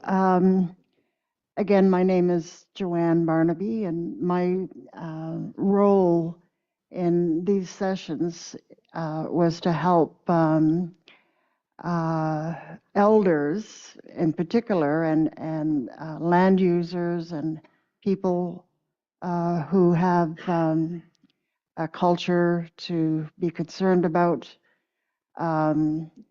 to raise questions and bring forward any concerns they have about the proposed highway. And as importantly, to bring forward ideas for how to resolve their concerns, how to mitigate effectively from their perspective as traditional knowledge holders and elders. So, and unfortunately, we didn't get elders this afternoon except for Ethel and Leon, and they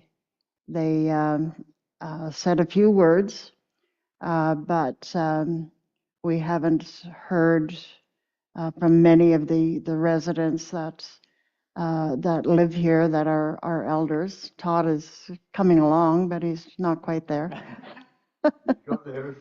Yeah. Yeah. Oh yeah. And it's coming back. Yeah. So that is why I'm here, and any opportunity to hear from traditional knowledge holders this evening would be most welcome, and in our roundtable session. So we would welcome that, and there's a whole range of topics that we could address, and that really has to be driven by the community. We do have a series of questions that we would like to put forward to the elders once they're in place. Thank you. Thank you, Joanne. Any other further comments, questions?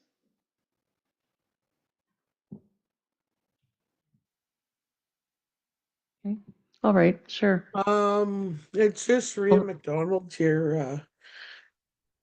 I was talking with Donna there yesterday and the day before, maybe even on the day before, I can't remember, but I tried to reach out to some of the elders and some of the land users that I know don't have access to phones or don't have access to computers, so on and so forth, that have mobility issues, and even some of the non-Aboriginal seniors that I know have lived for a long time and probably plan on not leaving, that were avid land users. Unfortunately, some of them we couldn't get a hold of. Some of them weren't comfortable coming. Again, it's maybe something that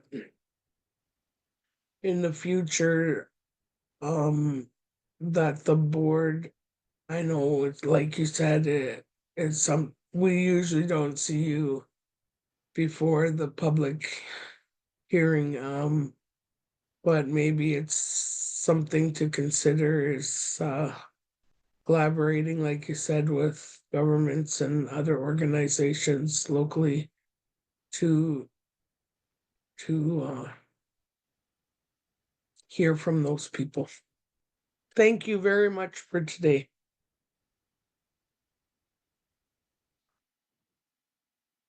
Thank you.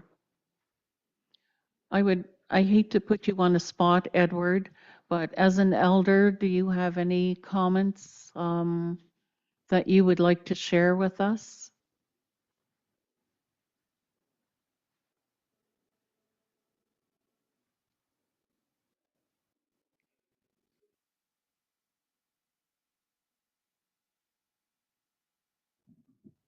Yeah, I've been hearing about that we're going to be losing water. So, but I think it's starting right now. The only water we're going to have is right in front of the Port Radium on Great Bear Lake. So I don't know what the rest of the community is going to be at, but at the in front of the Port Radium, that's the deepest part of the Great Bear Lake, and the whole lake is going to be just sand and mud. That's all. So this is we are talking about the highway, but we got to think about the time we lose the water. That's all.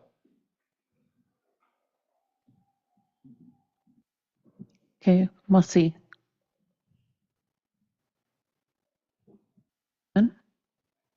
Thank you, Joanne. Edward, how do you see the highway affecting the water level? Are you thinking that there's going to be a connection there?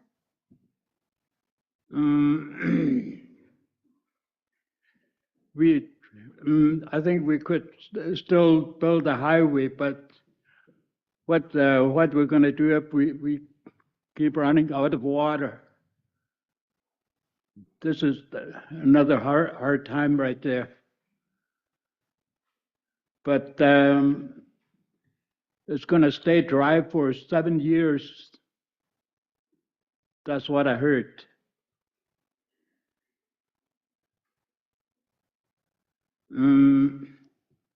That was way back when I first got to Delaney. The old man was talking about losing water, and just he mentioned Port Radium. He said that's the deepest part right there. So that's where it's going to be little open water right there.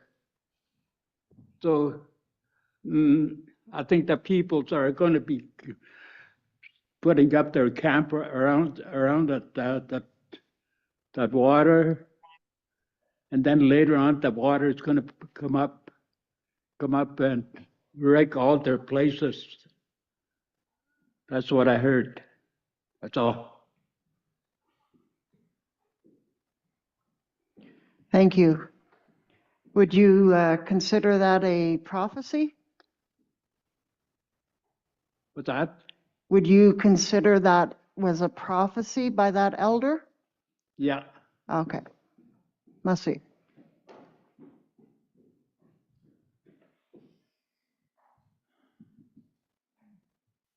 Has considering our water levels where they're at, and looking at the Wati Road and other the Tuck Highway, New Tuck Highway, has the water levels had an effect on those communities? And if so, what are the mitigations? And I think that's something that people do got to keep in mind for future water, because there's nothing without water. So like how many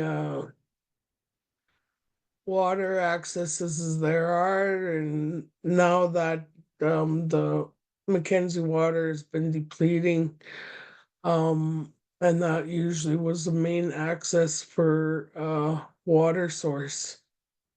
And what just curious on what the plan is now. Like I know there's lots of little lakes and creeks and such, will those, what's the word I'm thinking of? Will those, accesses begin to be more so to those little tributaries and such? And if so, then what is that gonna have on again? Animals and fish and da da da da da. Anyway, just food for thought. It's Rhea McDonald, and just thought I'd throw that out there.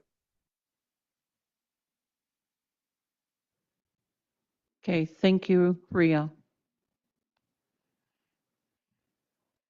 Is there any other questions or comments? Please go ahead. Richard Popko. I was wondering if the proposal to build a bridge over the Bear River at Toledo will be offered again? Is there any word on that?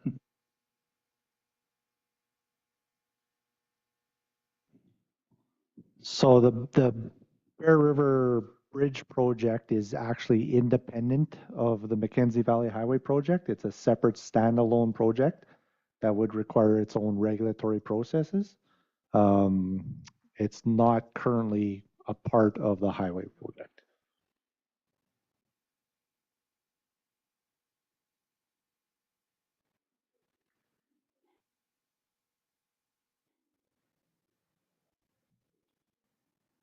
The floor is open to questions or comments.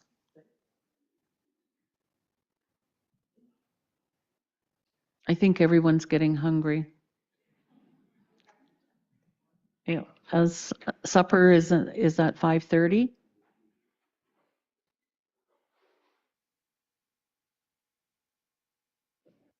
Want a break? Okay. Okay, at this time then we'll have a break and we'll have supper, and then the roundtable discussions again are open at 7 o'clock this evening. Merci. Thank you, everyone.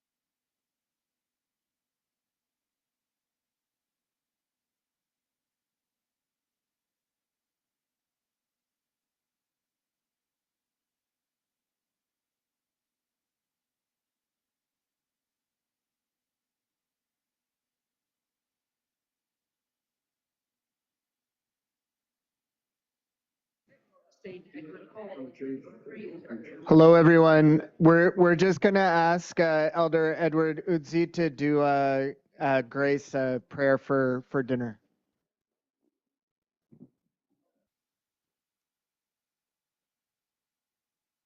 Okay.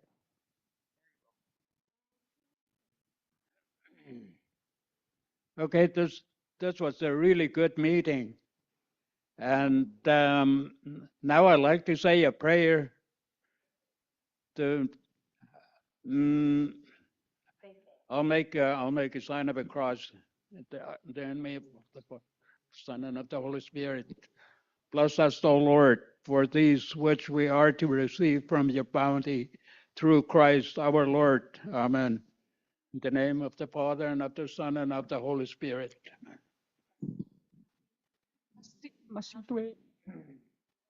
Oh, not me.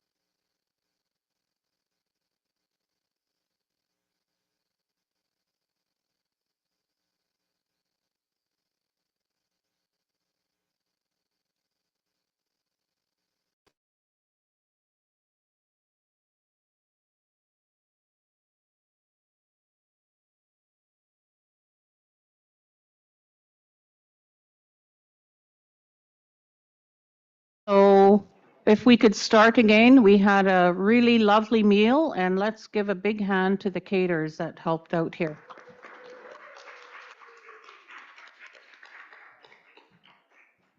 Mussy cho for the caribou meat. It's always so nice to have traditional food, so we're grateful for that.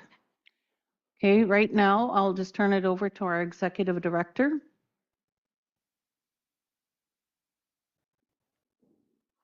Thank you. Mark Phillips here with the Mackenzie Valley Review Board. I'm going to test Clementine's agility in trying to put a slide up on the projector screen here. Yes. Okay.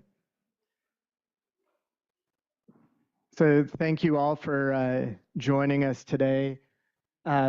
We know that you guys had to travel in, and we really appreciate you having to come to this meeting. We're here to talk about the Mackenzie Valley Highway and the environmental assessment for the Mackenzie Valley Highway. Next slide, Clementine.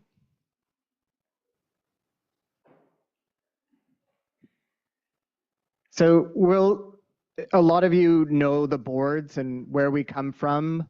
So our board is with our board members here, and we'll show the picture of our other board members, but we're here as an organization that is looking at the highway and looking to determine if there's going to be impacts and if they are significant or not. So do these impacts really matter to people and to the land and to the wildlife? And the board is going to, and maybe I'll just go to the next slide. So here are board members, nominees from the Gwich'in, the Satu, the Dehcho, and the Klecho, as well as GNWT and federal government. And next slide. And what we're really here to do is have our board members listen to community members and the concerns that they may have around the highway. So the board is really looking to find ways to mitigate or come up with solutions to what people see as these significant adverse effects, the impacts that the highway is going to have. We know, and GNWT will give a little overview of their project. There's lots of benefits and good things that go along with the highway, but our board is there to make sure that those negative impacts can be mitigated if the project goes forward. So there's lots of impacts that we look at, not just the impacts to wildlife, but also to people. So impacts to social and cultural and impacts that we are really looking to hear directly from community members. We have lots of information on the technical and the engineering and the water and all of these sort of things that GNWT has put forward in their developers assessment report. But what we've also heard through lots of other infrastructure projects like the Wati All-Season Road and the Inuvik-Tutuk Highway, that there's other things that people are also concerned about. And we also want to hear directly from communities about those, as well as impacts to wildlife and fish and water. And really what we're looking to do is reduce those effects as best as possible so the project could move forward in a good way. Next slide. So we talked about that. When we talk about environmental assessment, and I promise that slide will be updated to actually put Diavik mine and not a Caddy mine on there. But it's about a process that we're currently doing to make decisions about a project, and is that project likely to have impacts that matter? And our board is the board that makes those determinations, and then they provide recommendations on how those impacts can be overcome. Next slide. So right now we're getting towards the end part of the environmental assessment. We're really in the have your say. We've been analyzing and hearing about the developers' assessment report, what they think and what they've heard from their own engagement.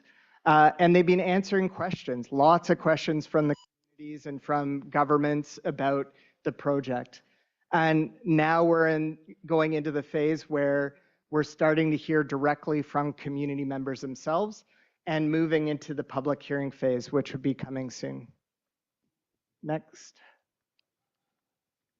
We could go through this. This is just the history of where we've come from and a lot of you being involved in that process going forward. I'll just go right to the next slide. Yeah. Keep going. That's just the agenda. So we have some questions here that we are just going to, okay, and they're on the table, that the board is looking to have community members try to address in these meetings. So how could the highway affect the environment? How could it affect people? And what changes in the town each year when the winter road opens? Because we know from past experiences that those same kind of changes that happen when the winter road happens when an all-season road comes in. And how does the community feel of that those types of impacts being extended throughout the year? Or is there other changes that the community might want to express to the board? Next slide. Oh.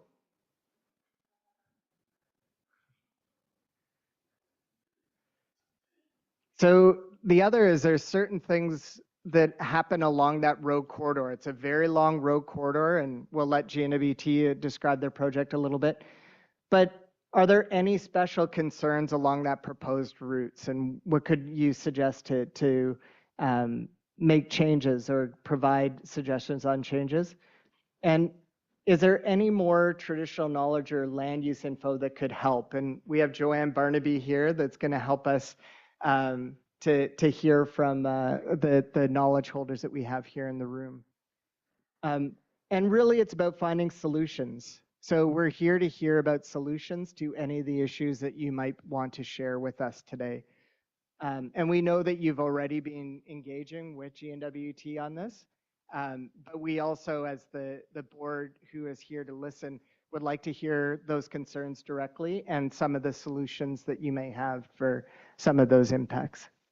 And we're going to pass it over to Seth Burnett with the GNWT, and he's just going to go over a little bit of the project overview before we begin our community roundtable.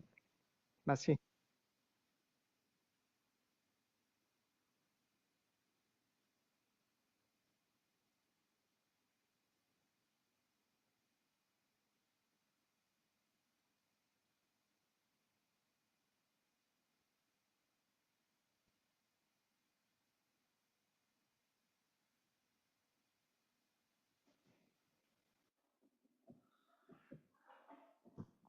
Thanks, Mark, and thanks everybody for coming out tonight. Welcome. My name is Seth Burnett, and I am the Director of Strategic Infrastructure with the Government Northwest Territories Department of Infrastructure, and I oversee the Mackenzie Valley Highway Project team as we navigate the environmental assessment process. In the interest of time, I'll jump right into it quickly. The Mackenzie Valley Highway is proposed to be a new 2-lane all-season gravel highway that would extend NWT Highway 1 from Wrigley to Toledo and then on to Norman Wells. Our proposed project is intended to follow the existing Mackenzie Valley Highway winter road alignment to the extent possible. The rationale behind that is several factors, but most importantly, we're trying to minimize the footprint of the project, to minimize disturbance to critical wildlife habitat. And in addition to that, those of you that travel the road regularly are aware that there's already existing infrastructure along the winter road alignment. In particular, there's several large bridges that have been put in place over previous years. Our current project intends to connect each of those bridges with new all-season gravel road. Our project is proposed to be constructed in 3 phases or 3 different segments. One segment being the portion of the road between Wrigley and the Tłegło-hłı border. Second portion being from the Tłegło-hłı border north to Toledo. And then the third segment from Toledo north to Norman Wells. Each of those segments will require its own permitting and authorization process.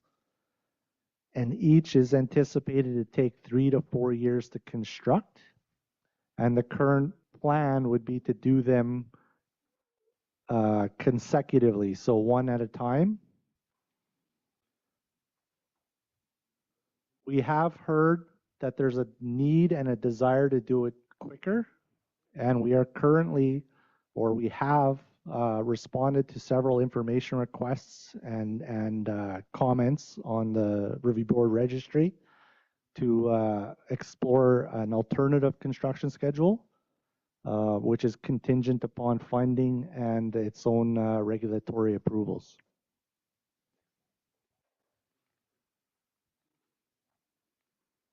Specific project activities include the mobilization and staging of equipment, fuel, and materials, the establishment of construction camps to house workers, contractors, employees,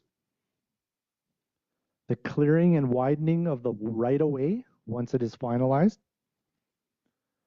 development of borrow sources and quarries to source material for the actual construction activities, the use of water for both camp use, construction, and dust control, the actual road construction itself and material placement, which involves, of course, the hauling of material and the grading and compacting,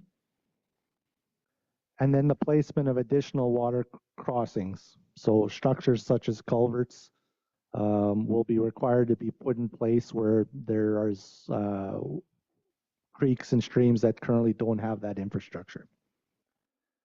And then there will also be the construction of permanent maintenance yards, which will be required post-construction for operation and maintenance. We're anticipating that once constructed, the road will accommodate approximately 50 vehicles per day. And once construction is complete, we anticipate there will be a requirement for 9 quarries to operate and maintain the road. And additional water use will be required post-construction for ongoing operation and maintenance. With that, maybe I'll stop there. That's a description of the project. More detailed information, of course, and technical information is available in our developer's assessment report, which is publicly available. And we've also brought with us some plain language summaries of the developer's assessment report. If anybody would like one, they're welcome to take them. And with that, Mark, I'll turn it back over to you. Okay, thank you, Seth. I would just like to turn it over to Joanne Barnaby. Joanne Barnaby is a independent knowledge interpreter and cultural specialist for the review board. So Joanne is traveling with us to the communities. And since she knows so many people all over the north here, and we're hoping that you can talk freely to Joanne and she can get some information from you too as well. Thank you.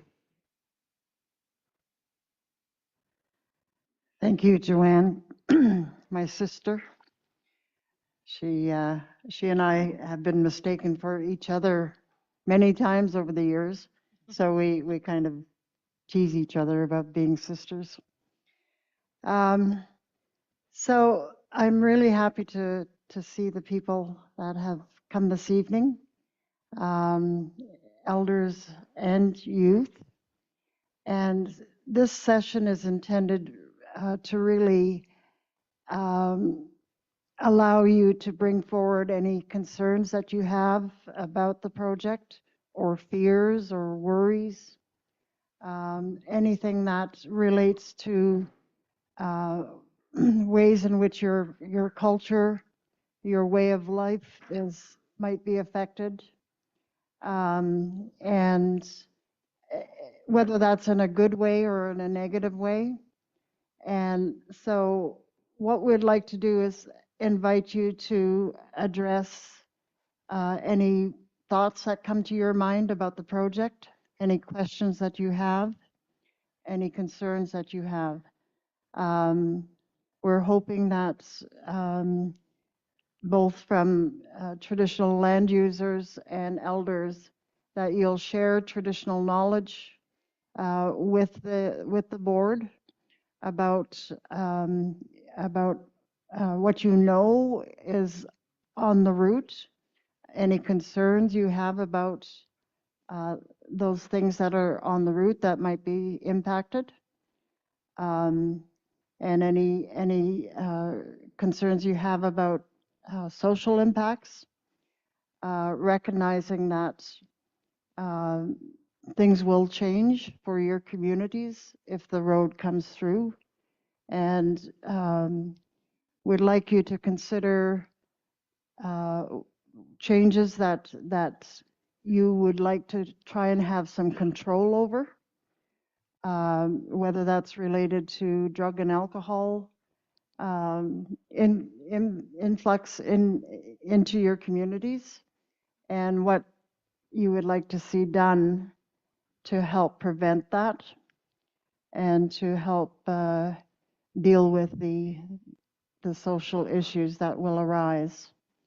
Earlier today, we had a young lady from Tulita express concern about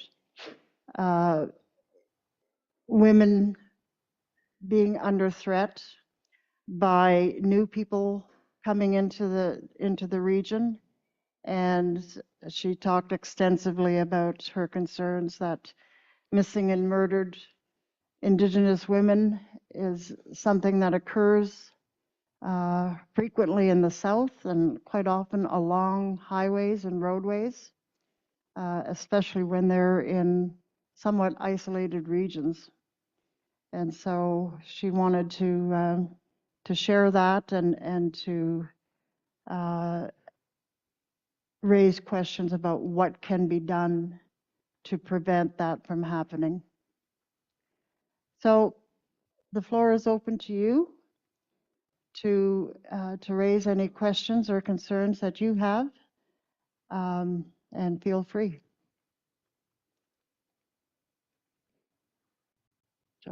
John? So we'll ask everybody who speaks to state their name and their community so that it's on the record. What? You can talk? Not yet. He said not yet. How about those young men from Tłegło Lake? No? Okay. You're not shy? A little. There's always a first time. Yeah. How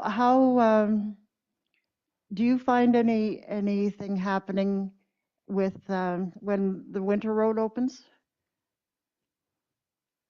What changes?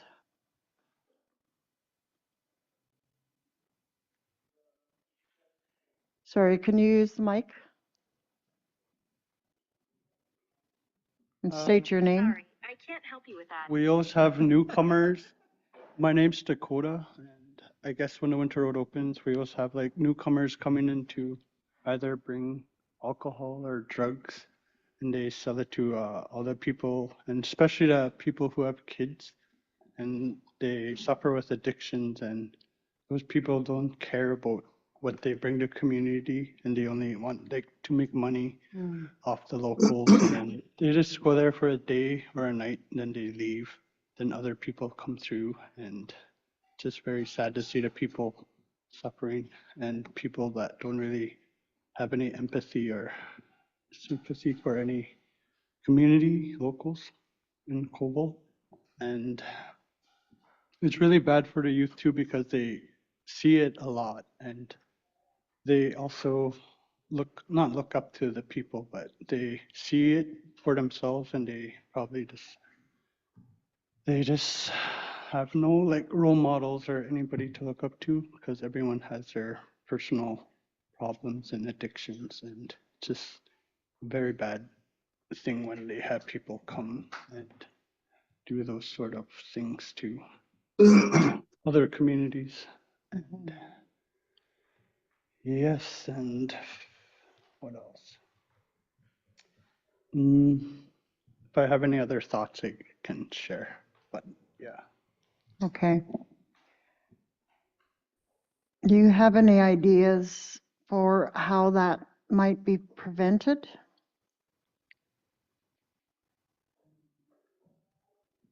In Cobble Lake, we don't have any police or no law officials, no bylaw or anything. But once during COVID, we hired locals as securities to monitor on the winter road and stop and ask the people, check who is all coming into community and see if they're bringing anything in. If not, then we would turn them away. Like when we would have any events during the winter road season. So other than that, I'm not too sure. But then if someone knows, but then they would bring it up, and then they'll bring it up to the leadership, and we would either write up or make a motion to have this person dismissed or leave the community. But other than that, I'm not too sure how to any preventative measures we can take.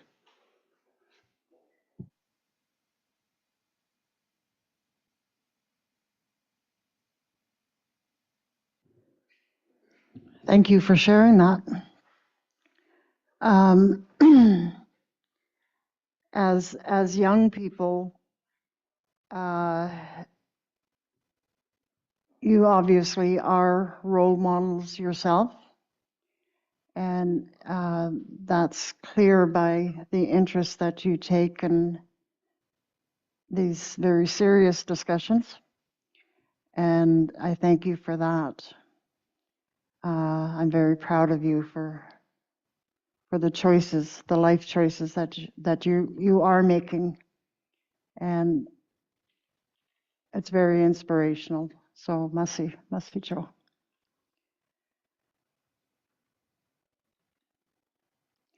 In terms of, I know this is not your territory right here, but in terms of any environmental concerns, impacts, do you have any concerns about the route that has been outlined by the government of the NWT?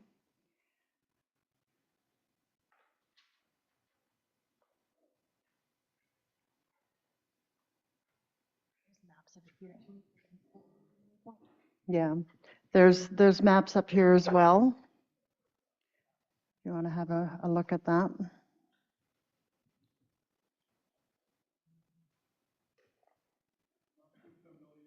Okay, that's fine. Fred, do you have any comments or concerns about the route? The proposed route? Fred, and you too, Frank.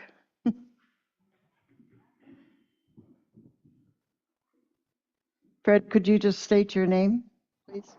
Yeah, my name is Frederick Andrew Jr. from Toledo. And I'm the president for RRC in Toledo.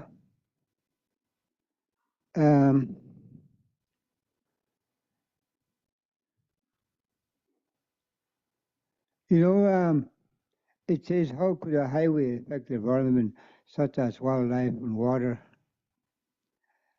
I'm going to bring you back to maybe back in about 60 years back. In 1973, we did a slashing. I was part of it from November till April. From Blackwater, we did slashing all the way down. My friend Fred Clement. And we finished by the time we got to Fort Basin Creek. And that's where we took the whole years. That was over 50 years ago. Because we thought the highway was going to go through, so we did that. It's called Higher North. I think Joanne, he knows that back then. And then after that, 1972 and 74, I went over to Wrigley and started building a highway with a Higher North from Council Band to Fort Wrigley. And then we finished that and we went back to a checkpoint, started building a highway over to Fort Lee Yard. And I was part of it all this year for 4.5 years. So when they did that slashing from Blackwater to Toledo back in the early 70s, 73, I think it was 72, I was part of it all the way through. At that time, there are lots of wildlife, a lot of caribou, some, well, you name it, it's lots. There are lots of beaver lakes, a lot of beaver dam too. And then in the early 80s, late 79, in the 80s, the elders started talking about the climate change that's going to take place. They prophesied a year, 50, 100 years ago, but it wasn't time yet. But now they knew, so they started talking about it, and they told us about all this climate change that's going to affect wildlife and water and the air and everything. But we didn't really listen at that time. But now, when I look back, they were right. So when you look at the environmental effect, it's a big time impact right now because of the fire and the heat and the climate change. There's hardly any water; it's all evaporating right now. And all the habitat is all burnt. There's no caribou. When that happened, our caribou burnt. It takes us years, maybe 40 years before it lichen it grows again. So right now, it is really affecting environment, but still we can have a highway because I don't know last week and this week all week long I hear about Norman wells, especially Jim Poe was talking about how they really need fuel. And look at Mackenzie River, the second year in a row, we're going to have no barge. We had no winter road. So we know that a highway will bring good and bad, but we need to prepare ourselves for that. We are really have to work with on a social economic because we try. Yes, climate change is real and it's impact all everything. Last year in the springtime it started fire, so it just literally burned all newborn ducks, birds, martin, everything. And that fire went through like that all summer till late fall. But we still need a highway big time because, but I know will bring really bad, but also at the same time, we definitely need a highway because times change, but we really, really need to prepare ourselves against our social impact. Look what happened to my community yesterday. We lost one young person, OD, in dinner time. It was a shock to community. Just a young guy. He's only 20 years old, 29. Stuff like that happened, but we still really need to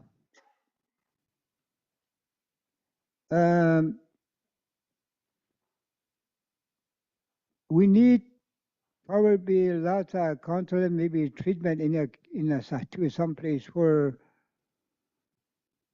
we can be prepared before this highway goes through. No matter how you look at it, all different angles, we definitely need that highway. And I know, like I said, it is good and bad, but we really have to really work hard with it. And what I was going to say something here.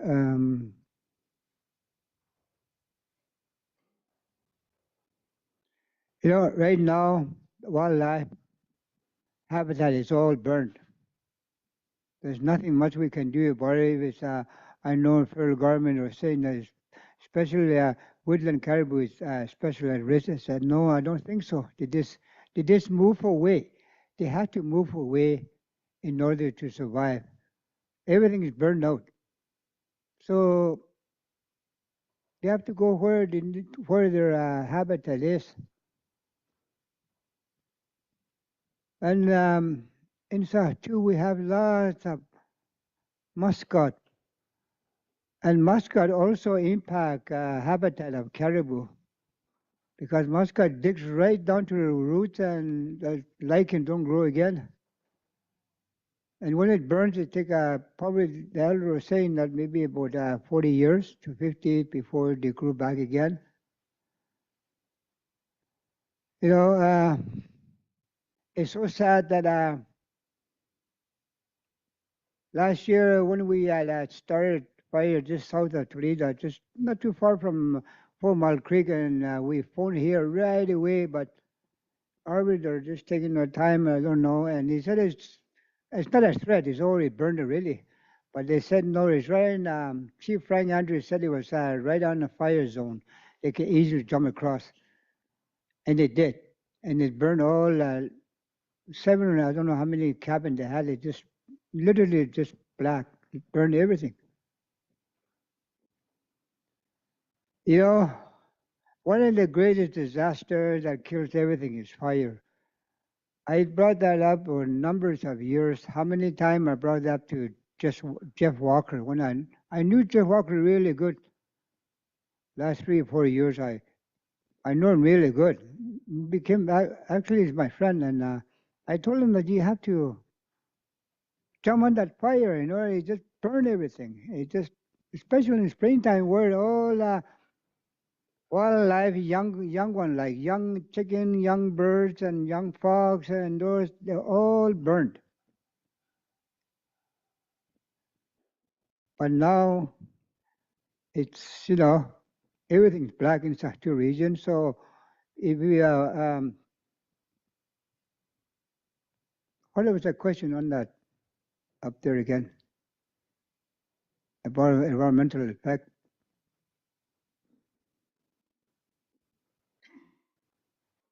Yeah, right there. That's where Sahtu is at right now. So if we're I came down here for a wildlife meeting, which is tomorrow. I don't know why I'm here for that meeting because, you know, they're trying to work out the range planning for Tonzi. But it's, to me, I don't know, it's no use because everything is burned out. All the habitat is burned inside too. So they're not here. There's someplace move further north, further east, or in the mountain. I don't know. But yeah, we need to really work together and just trying to keep it balanced as much as we can. And there's so much we can do, but we definitely need a highway. I don't want to look at a highway for another 5 years. No, early the better. We have a winter road in place, bridge in place. Just last month we flew. I think Eric, you were there. We flew from Toledo to close to Blackwater, and we find a road where the highway should go, and we just need to find the money. That's it. Everything is in place, bridge and winter road. So, to me, I know some of this government people they're saying that maybe another 10 years. No, it's can't wait that long. When you really look at um, last 4 years ago, when you really look at Wati, when they start talking about a highway within 2.5 years, 3 years, they got a highway going. Maybe they had a partnership with a diamond mine. Yeah, well, that's good too. But up here in the north, we have everything in place. We just need to find the money. And to me, I don't want to wait another at least 5 years or 10 years. No, I'm 74 years old, and I slashed it from Blackwater all the way to Porter Basin Creek over 50 years ago, and I'm still sitting here and talking about it. It was over half a century ago. I think that's a record-breaking way to build a highway that long. So it's, holy man. And I'm still sitting here and talking about it. No, that's why I wanted to, I don't want to wait another 10 years, no, or another 5 years. I think within 2.5 years to 3 years, I know there's money out there. That's all we need. It's money. And the climate change, there's impact on environmental. There's not much we can do with it. Everything is burned out. We're just trying to balance everything the best we can. So if we, the government come up with the money to build a highway right away, I think Jim Pope would be really happy. Yeah, because I feel really sad for Norman Wells when he was really pushing hard for Norman Wells to have a fuel brought in so that till the winter road open. And so that's why, we I don't want to sit around the table for another 6, 7 years like this again and still talking and being in my 80s then, if I'm still around. But I've been waiting too long. It's holy man. I even slashed it from me and Fred Clement. We start out in November and we finish in late April. There's lots of us, but they often come and going. Some of them, they just got tired and just quit. But me and the old man, Fred Clement, we stuck it out all the way through. And now, that was about well over 50 years now. 73, I think, or 74, when they start slashing Winter Road. And I'm still here talking around to you guys, and I'm still sitting here, and I see a lot of new faces, young people. I don't know how long I'm going to be sitting around. I don't want to wait for another 10 years. I know there's not much we can do about anything that's concerned like wildlife. Everything is burnt. So we just simply just do the best we can, I guess. So with that, mercy for listening to me.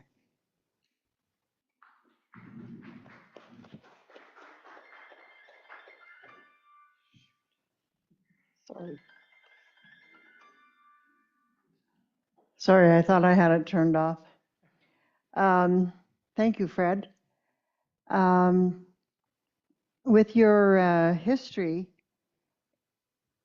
you know the route that the government is proposing to follow.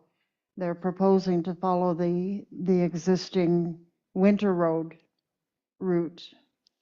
How do you feel about that? Do you think that is the right thing to do, or do you think it needs to move at all? And if so, is there any particular sites that you're concerned about?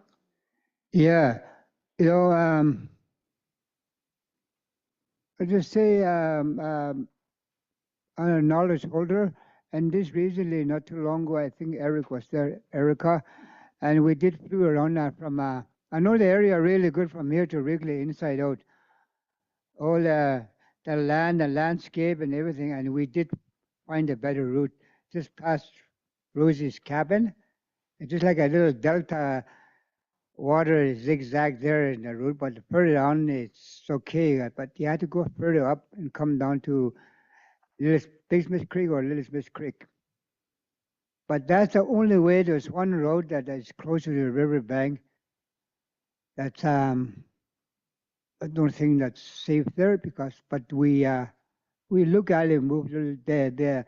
Some of the elder they went look at it too. We flew all day taking turn and we found a road, better road, because they're have knowledgeable on that land. And this summer, on middle of August, I went to Wrigley a couple of times for hand game river and hand game Wrigley, and I look at all the river. Oh, after the fire went through the river bank on the winter roadside. It's all I guess it's all permafrost melting, and it's lots of landslides. And one of them was close to that area where we make a change with Erica, I think. We flew with, I'm not the only one, there's some elder there, and they all say the same thing. So that's the only, other than that, it's good all the way to Blackwater. Because I know that land really good. I travel around there too. Must see. Thank you so much, Fred. Frank, did you want to say anything about the highway project? Yes, my name is Frank Sully. I'm from Fort Good Hope, and like Fred, I'm familiar with some of the history on the Mackenzie Valley Highway. When the federal government Department of Public Works was seeking authorization or permission to survey the central line back in the 1970s, the go-ahead was given to them at Fort Good Hope, and they visited there. And I don't know if that's still the case. It has to be tested out for one. And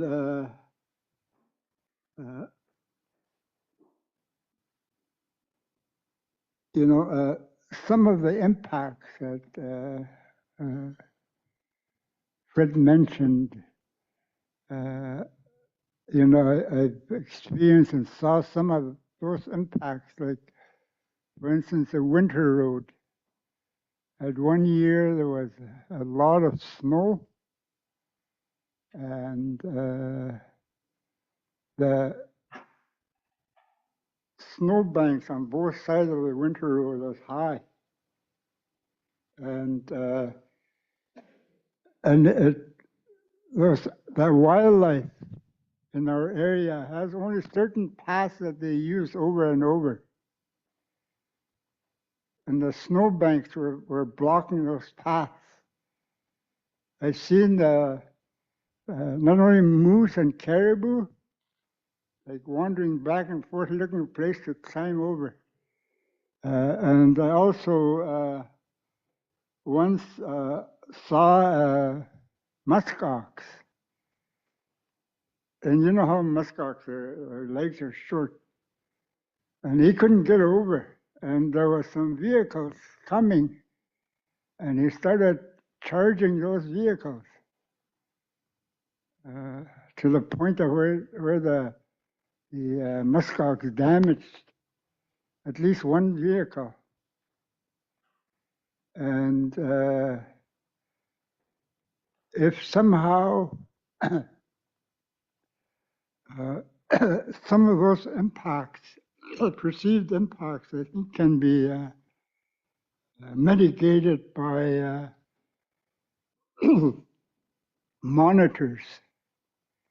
If you had monitors out there to monitor the road, the monitors should have some authority where they could give a ticket to whomever that might be infringing on the rules.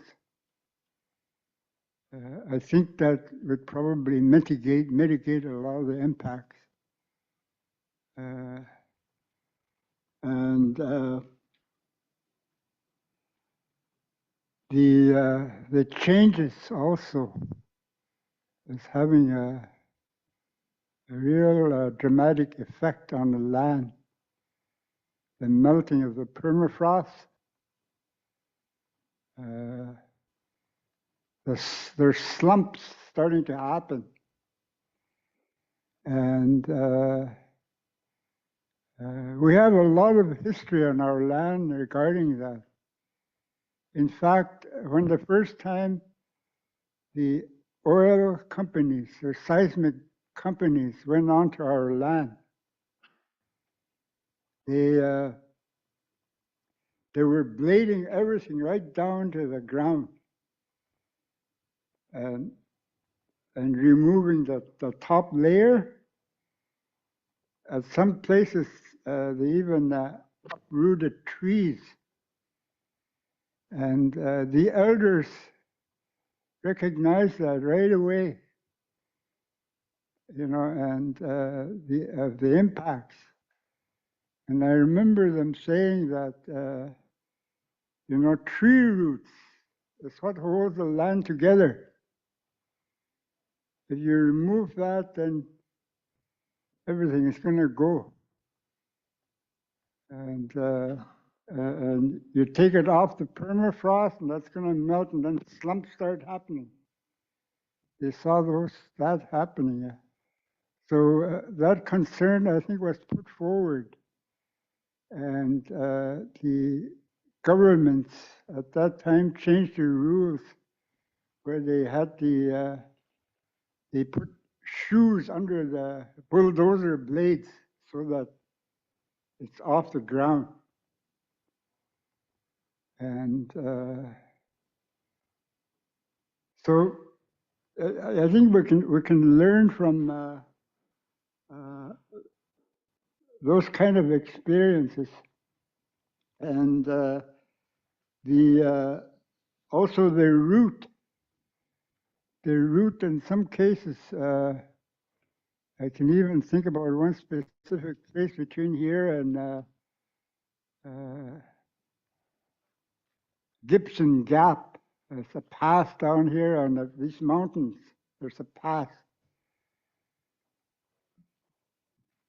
There's one place there where there's two huge humps like this that you have to go over. It should be rerouted around there so that it goes through the gap and out and around. And that was recommended, I think, back then by the elders also. But you know how governments are, they don't listen.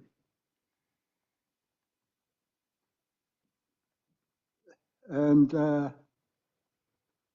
I think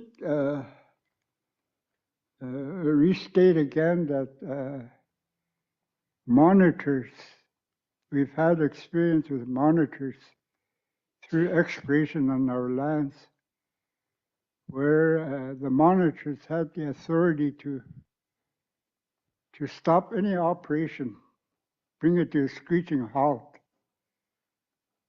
if any of the rules are infracted. And that worked really good. If they find a gum wrapper on the road, they'll send somebody back to pick it up. That's the kind of authority they had. And, something like that, I think we could learn from. And I think it's about as much as I want to say now. Thank you for listening to me. Thank you very much, Frank. Fred, did you want to say something further?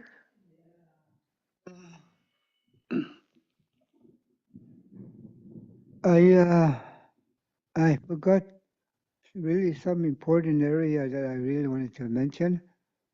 If a highway will go through close to it, so I just wanted to bring it up.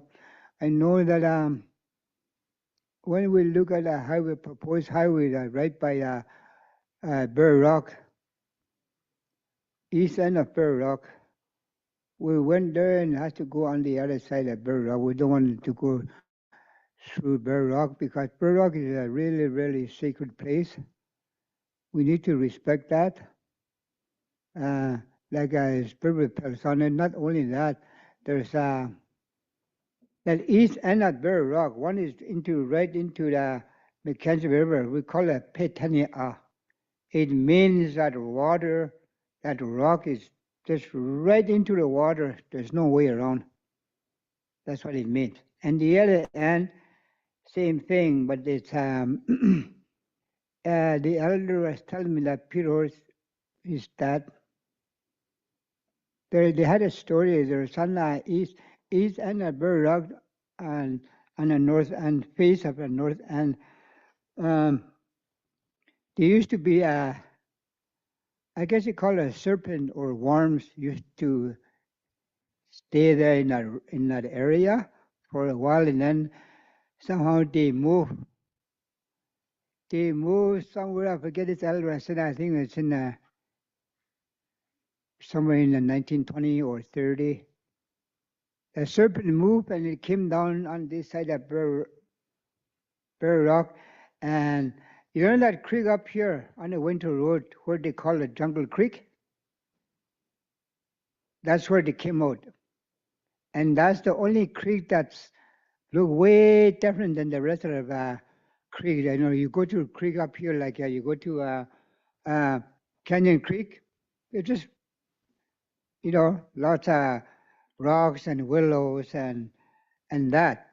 All the creeks are like that, even Nonta Creek, Probation Creek, the Rebellion Creek. No, but that particular creek is different. It's like on that giant beaver or a snake that goes through the muskeg. You see the slither, it's like that one. There's no rocks or nothing. It's just like a beaver channel. It really is just, and it's deep. It's 5 feet to 6 feet deep. And that's the only creek. That's where the came out, is at down to Mackenzie. So that's a very important Bear Rock that we don't want a highway to go through there. Winter will go through there, but we wanted to move east of it further away. And I think they found a good road there. And then there's Big Smith Creek. No, Little Smith Creek, where Archie's cabin is, where that creek comes out. And just not too far, maybe from here to Satudan Inn Hotel, there's a river really sharp like this, really strong currents.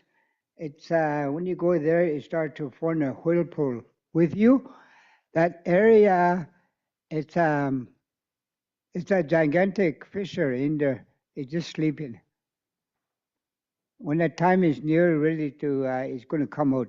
But right now, it's just simply sleeping. But when you go around there, it started to make a whirlpool with you and drag you down. But with nowadays you have fast boat, but you can get out of there. But the gigantic, as we call it, no fiacho. It means a gigantic fissure in there. Because of that, that Cloud Mountain, they call it, that mountain there, you can see it from here. It's called, we call it, to us, it's a weather station. We know how to read just by clouds on it, how it is. So we can tell the weather how it's like next day. Because of that fissure in that gigantic fissure, just in that water, it's staying there. Because of that, around that Cloud Mountain in there, we went, me and Chief Frank Andrew in 74, I think we went trapping around there before Christmas. Lots and lots of martin. There's lots of martin, and it's good for 2 weeks, and all of a sudden it's gone.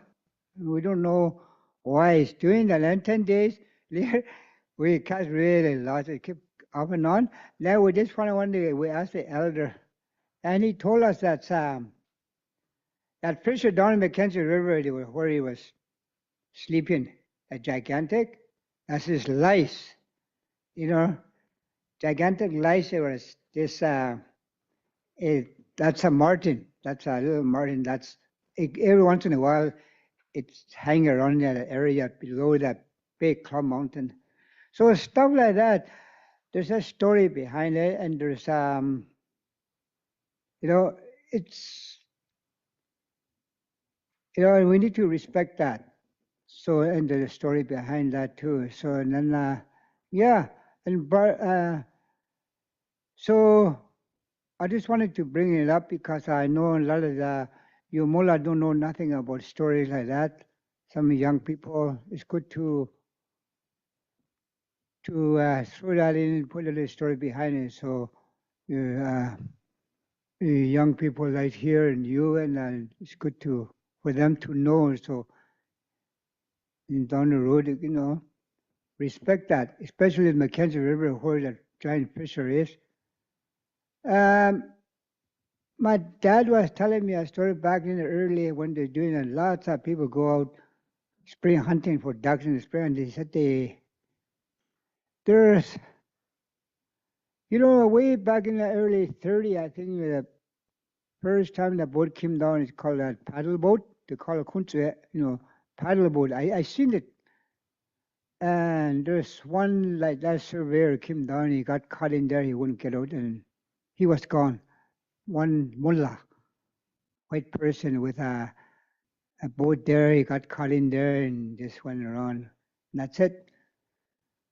And my uncle and there's two of them, three of my uncle, they got caught in there, but back then there was that eight horse, what they call it, 8-horse champion, they call it, really funny looking motor.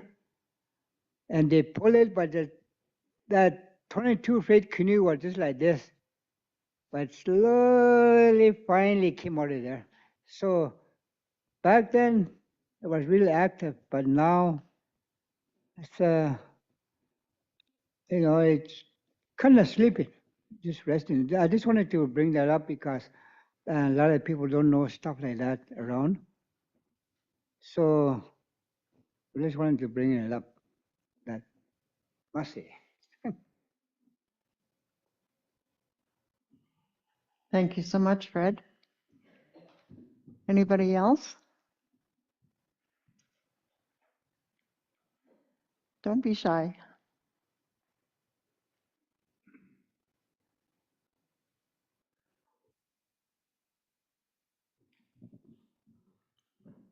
Sorry I have the call, but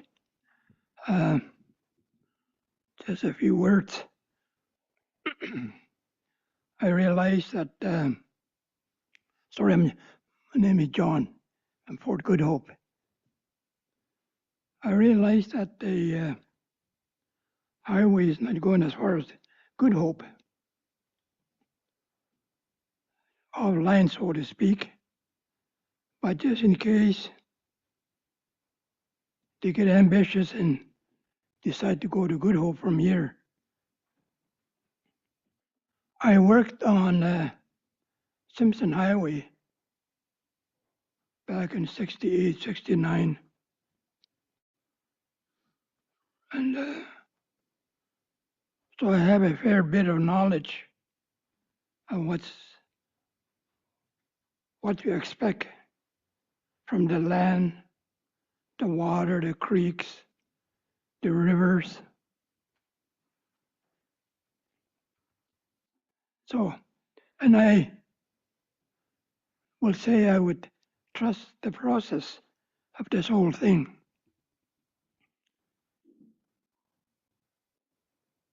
I remember our camp was on the other side of Liard River in Simpson.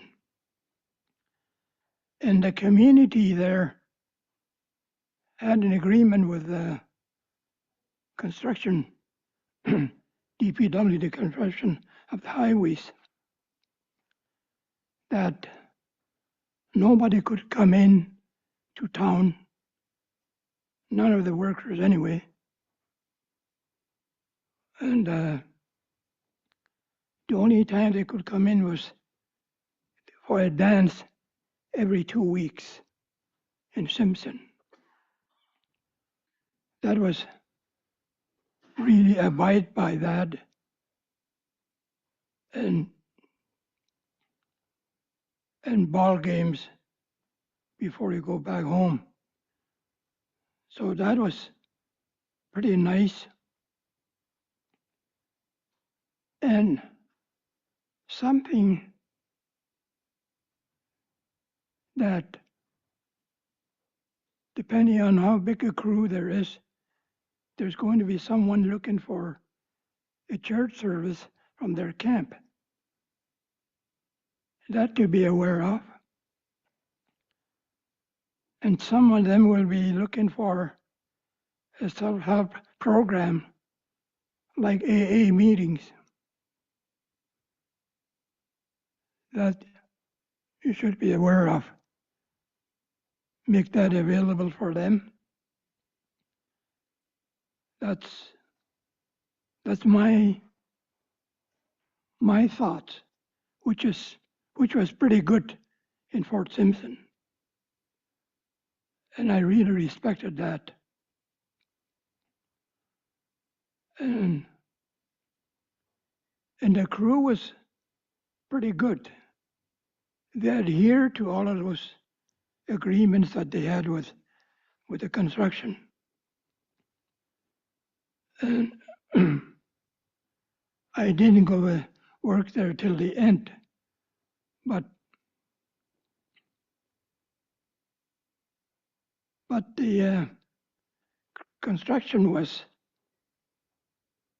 always aware of what to expect from the land because of the agreement and so on. So if I was in Good Hope now and specking a highway, I would assume that all of these things that I mentioned will be adhered to. And I'm rambling on here. I was one of the biggest advocates for the highway in Good Hope back in the early 70s. And it was so good to hear higher north from Simpson, between Simpson and Reekley, making progress on the highway. In the meantime, in Good Hope, community, there was a concern about drugs and alcohol coming in. And so that, along with the Berger inquiry, they respected that. So they put the long story short, they put a moratorium on it for 10 years in 1977. And that was in 1987. And perhaps the moratorium lifted. And that's 47 years ago. So it's a long time coming for this highway. I think it was around 1990.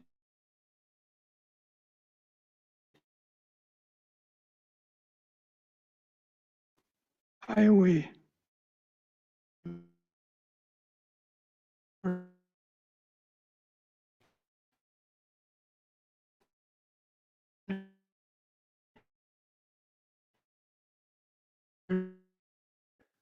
was going to be funded for it. And that was it. There was no more highway after that. Nobody talk about it. The issue comes up once in a while. But I think we definitely need it today because of the river water issue there. And so a lot of issues come up with that now. Now they're going to fly fuel into to the communities of Norman Wells and Good Hope. And all the groceries are being flown in. You go to Good Hope now, you see the prices. You go to here in Norman Wells, the prices are high. But you go to Good Hope, it's a little more higher. So keep that in mind to help our communities. You guys are sitting in your high offices up in Yellowknife in Ottawa, not even worried about that. You nod your head when we talk about it, but that's about it. You don't do very much. So we need your help. You guys are holding your offices, and you can do it. I know you could do it. Thank you. That's all I want to say.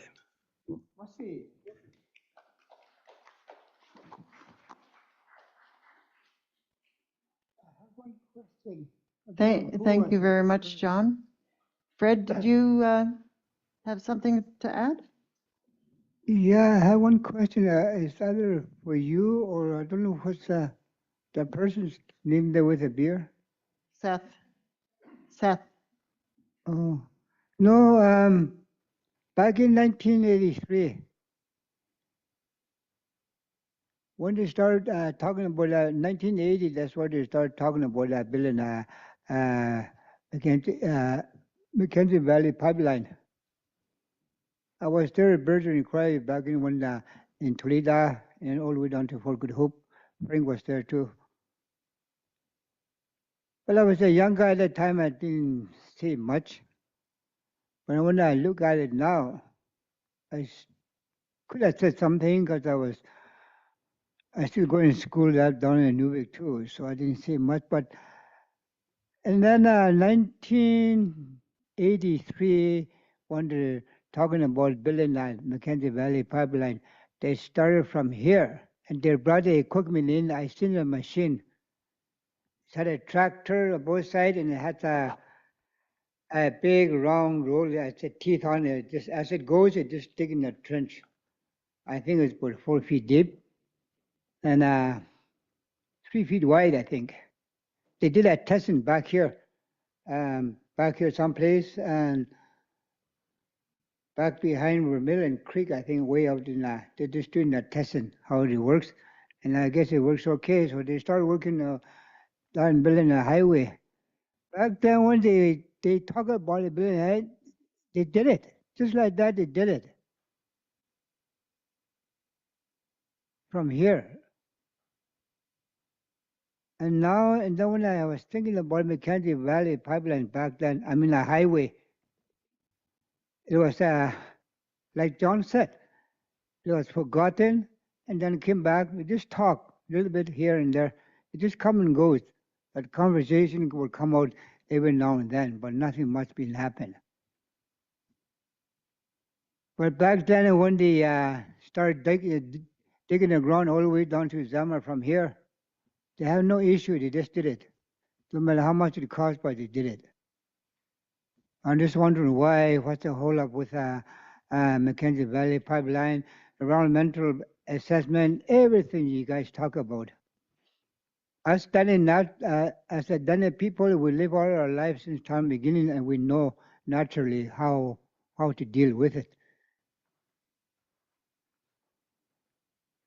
But you guys have to go through all this process or whatever, but which is okay. I don't mind, but the thing is, you know, like John said, we really need you. We really need you to find that money right away and start building a highway. Just like when they built that, when they mentioned to build that pipeline, they just did it. It took them, I was there, I seen it. I worked there for a while with them. I was, prior to that, I went to Fort Smith for a 5-week welding course, and I came back that winter they got me working with them. But then I had to resign because I was talking to the elder. He said, nobody wants a pipeline. Why you welding and building a highway? I mean, have them building a pipeline, they told me. So I said, okay. And so that's why I quit the welding. They were doing, they weren't doing machine welding. They were doing hand welding, stick welding at the time. So I just wanted to sort of question. I wonder if we can if they can find the money to build a pipeline like that. I just wonder, you know, now we do the same thing with highway and just find the money and just do it. It's not easy to say, but I call it easier said than done, I guess. But I like to see it happen because times change and climate change is real and everything. Look at the river is dry and everybody look at the bridges now. Fortunately, look at the yard bridges. Council ban, maybe the ferry, maybe the water is too low to maybe look at bridges. Great Barrier River, looking at bridges because climate is affecting everything. Ice is not safe anymore in wintertime. You can't drive wintertime because some places, before it's not like that, some places is whole and you can usually go right into a skidoo when you're hunting, coming back. So it's not safe anymore. So yeah, I just wanted to, if you can, the money, I guess, must see.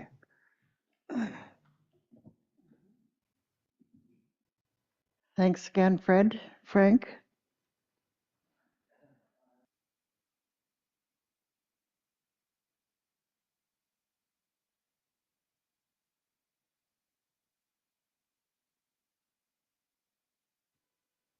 Yeah, just from what Fred is saying, you know, the costs. We used to get everything barged in. I remember as a kid growing up, there used to be a lot of barges on the river. In fact, there was 3 barge companies. I think it was NTCL, Caps Transport, Peppers, all using the river for resupply. And we used to get everything on a barge. Now that's not the case anymore. The climate change is having a real drastic effect on those matters. And the other day I was in the northern store in Fort Good Hope, and this mother wanted to buy some meat. And she looked at one steak, was $26. So she went to another shop where they had meat packs. And there she found a package of 4 steaks that cost about $55. And she chose that one. And the other thing that I see happening, I was with some young people today who were applying for class 1 driver's license. And those young people, they're thinking about the roads today, and what employment they could get out of it. Which is, I saw it as a real positive thing. And also, I wanted to ask the government, when did this project become a GNWT project? Because initially it was the federal government that was handling the Mackenzie Valley Highway.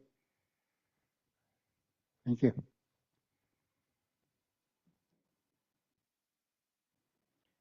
You got an answer to that, Seth?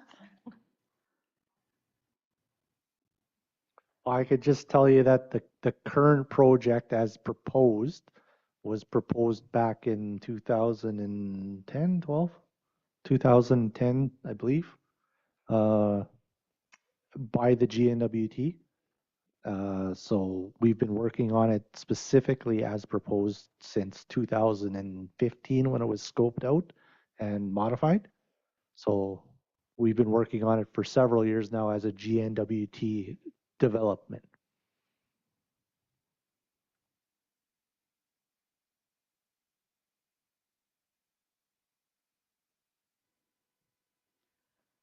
All right. Are there any further comments or questions that people have?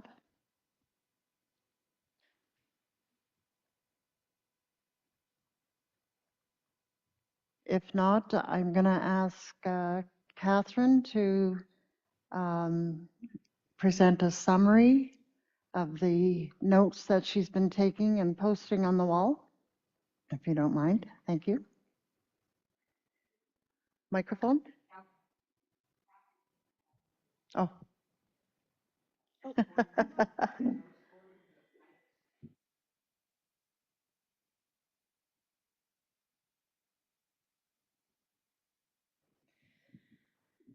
All right, we've had lots of different things that people have spoken about today. This is Catherine Fairbairn with the Review Board. Louder? Closer. Okay. Thank you. I think the themes probably won't surprise anybody too much. I think that we've heard a lot of these things before, but or we've heard them, and it was very valuable to hear from everybody how it would affect you, right? It's different to talk about something in theory versus hearing how people are already affected by the road, by everything else. So I sort of in my mind was dividing things into categories. Of course, everything's connected. Some of the things that we heard about, of course, were the increased cost of living. That relates to climate change and the changes in water and barges. We heard a lot about drugs and alcohol coming into the communities, even without a road right now. And so people's concerns about what that means for when there is a road, how bad it might be. Related to all of that, we heard about the need to keep people safe. So the road bringing new dangers or problems, missing, murdered, and Indigenous women. And connected to that and other things, the need to understand how this has gone for other communities with roads. We also heard about, again, this relates to the cost of living, but how real the impacts of climate change are. The long-term predictions that maybe a lot of Great Bear Lake will be mud and dry. We had a lot of information about special places to avoid this evening, just recently, with some rerouting suggestions that I'm sure the GNWT will be looking into and trying to identify where those are. We also heard in a lot of different spots, like this afternoon and this evening, about the importance of monitoring. So we heard about the importance of long-term monitoring, also about the importance of having monitors on the road who have authority, who can make a change and do something. We heard about the need for a long-term relationship and involvement with the GNWT, especially as those social impacts come into play, that they need to be present and involved. On our end, we heard about the importance and need to include elders in our process as best we can. And I think the strongest message that I heard in a variety of ways from a lot of different people was that I think everybody knows the road will bring both good and bad. And people want to limit the bad as much as possible. But I heard today a strong message also that people need the road and want the road, even knowing that it will bring good and bad. I think hopefully that's an accurate summary. And I did try to write down what people were saying as they spoke. Please feel free to look at the notes and provide any further feedback, or if you think I got it wrong, I would love to write a new card and make sure that I got your ideas and thoughts accurately. Good job. Thank you. All right. If there are no further comments, I'll turn it back over to Joanne Deneron, number 1. Okay, Seth, you had some comments? Yeah, thanks everyone. First and foremost, again, on behalf of the GNWT, I really want to thank everybody for coming out tonight. Those that are not here right now, those that came out earlier today. Again, any opportunity we have to hear from the people that are most impacted by the project is value added for us.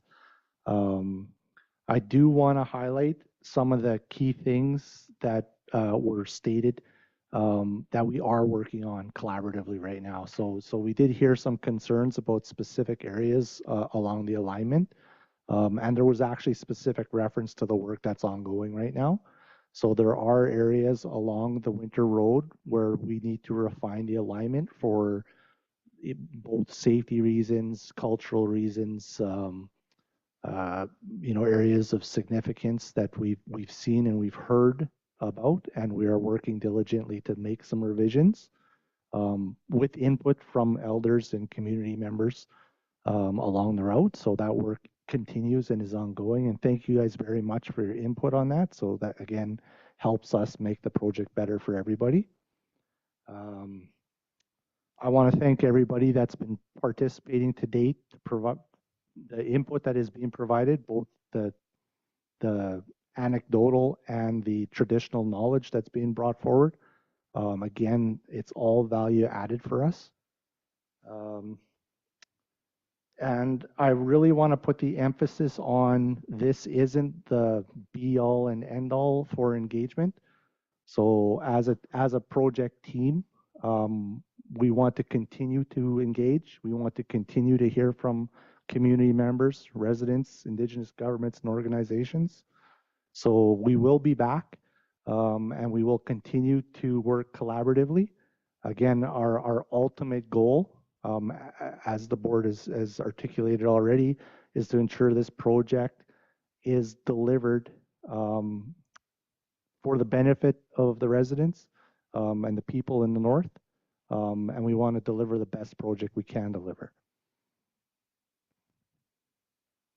Lastly, I will just flag again that we do have Todd with us. There is a local SSI office available. So I don't want to speak for you, Todd, but I believe you have office hours regularly during the day. And if anybody has questions about the project, I encourage you to pop in and chat with Todd and or reach out to us directly. Thank you all. Okay, thanks. Frank, you have a comment you would like to make?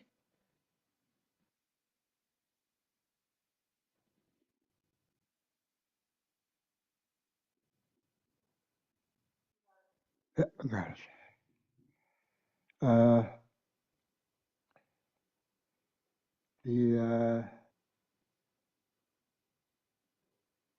as you know, some of the communities in the Satu region are currently negotiating governance. And I think it would be wise to keep that area open in the event that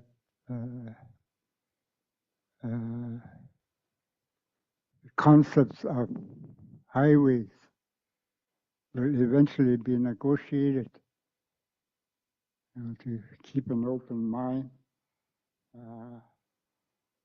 about that.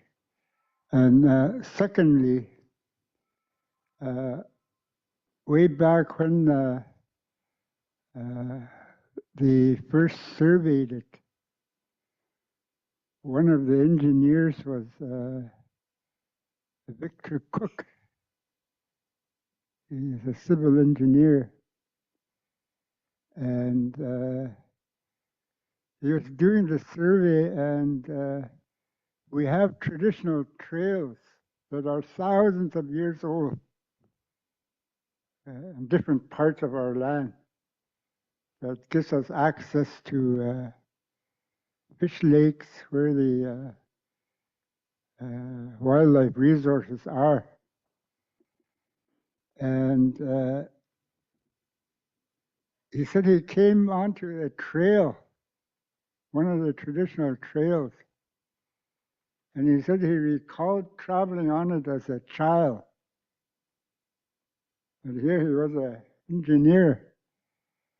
And I remember him specifically stating that those trails should be marked. They should be noted on the maps, and wherever they cross the highway, should be noted, he was saying. And this, came to mind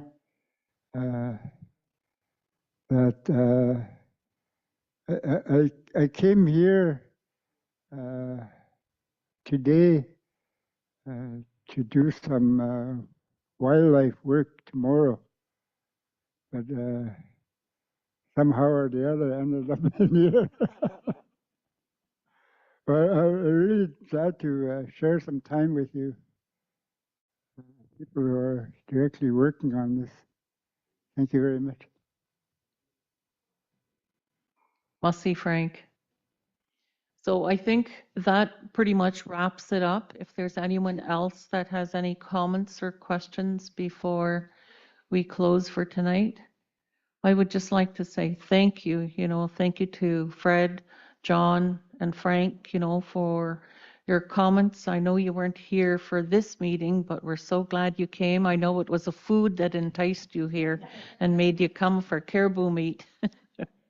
So thank you for putting forth your knowledge and contributing to what you think would be concerns in regards to the Mackenzie Valley Highway. So thank you to the GNWT for your presentations. We thank our staff here for the presentations. Clementine is somewhere around. Oh, there she is, right there. She's trying to be GNWT.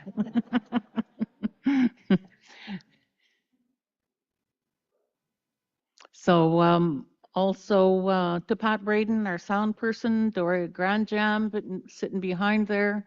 I'm not sure if she was really active tonight, but I know she was happy to see people here and all. And just to let people know that tomorrow our board is traveling to Delaney. And we'll hold this kind of informal. This isn't supposed to be a formal session. That will come later. There's still lots of work to be done yet. But we go into Delaney, and then we will go into Toledo. And at some point, we want to go into Fort Good Hope as well, because Fort Good Hope has asked us to come into the community and hear their concerns too as well. So that's the plan right now. So other than that, I would like to say thank you again, everyone, for coming out. Thank you to the caterer again. You know, you kept us well fed, and we're ready to sleep good now tonight with all that good food like that. It's always an honor to have traditional food, masi cho. So with that, I would like to close and with a closing prayer. And Fred Andrew has agreed to do the closing prayer. So if we could stand, please. Masi.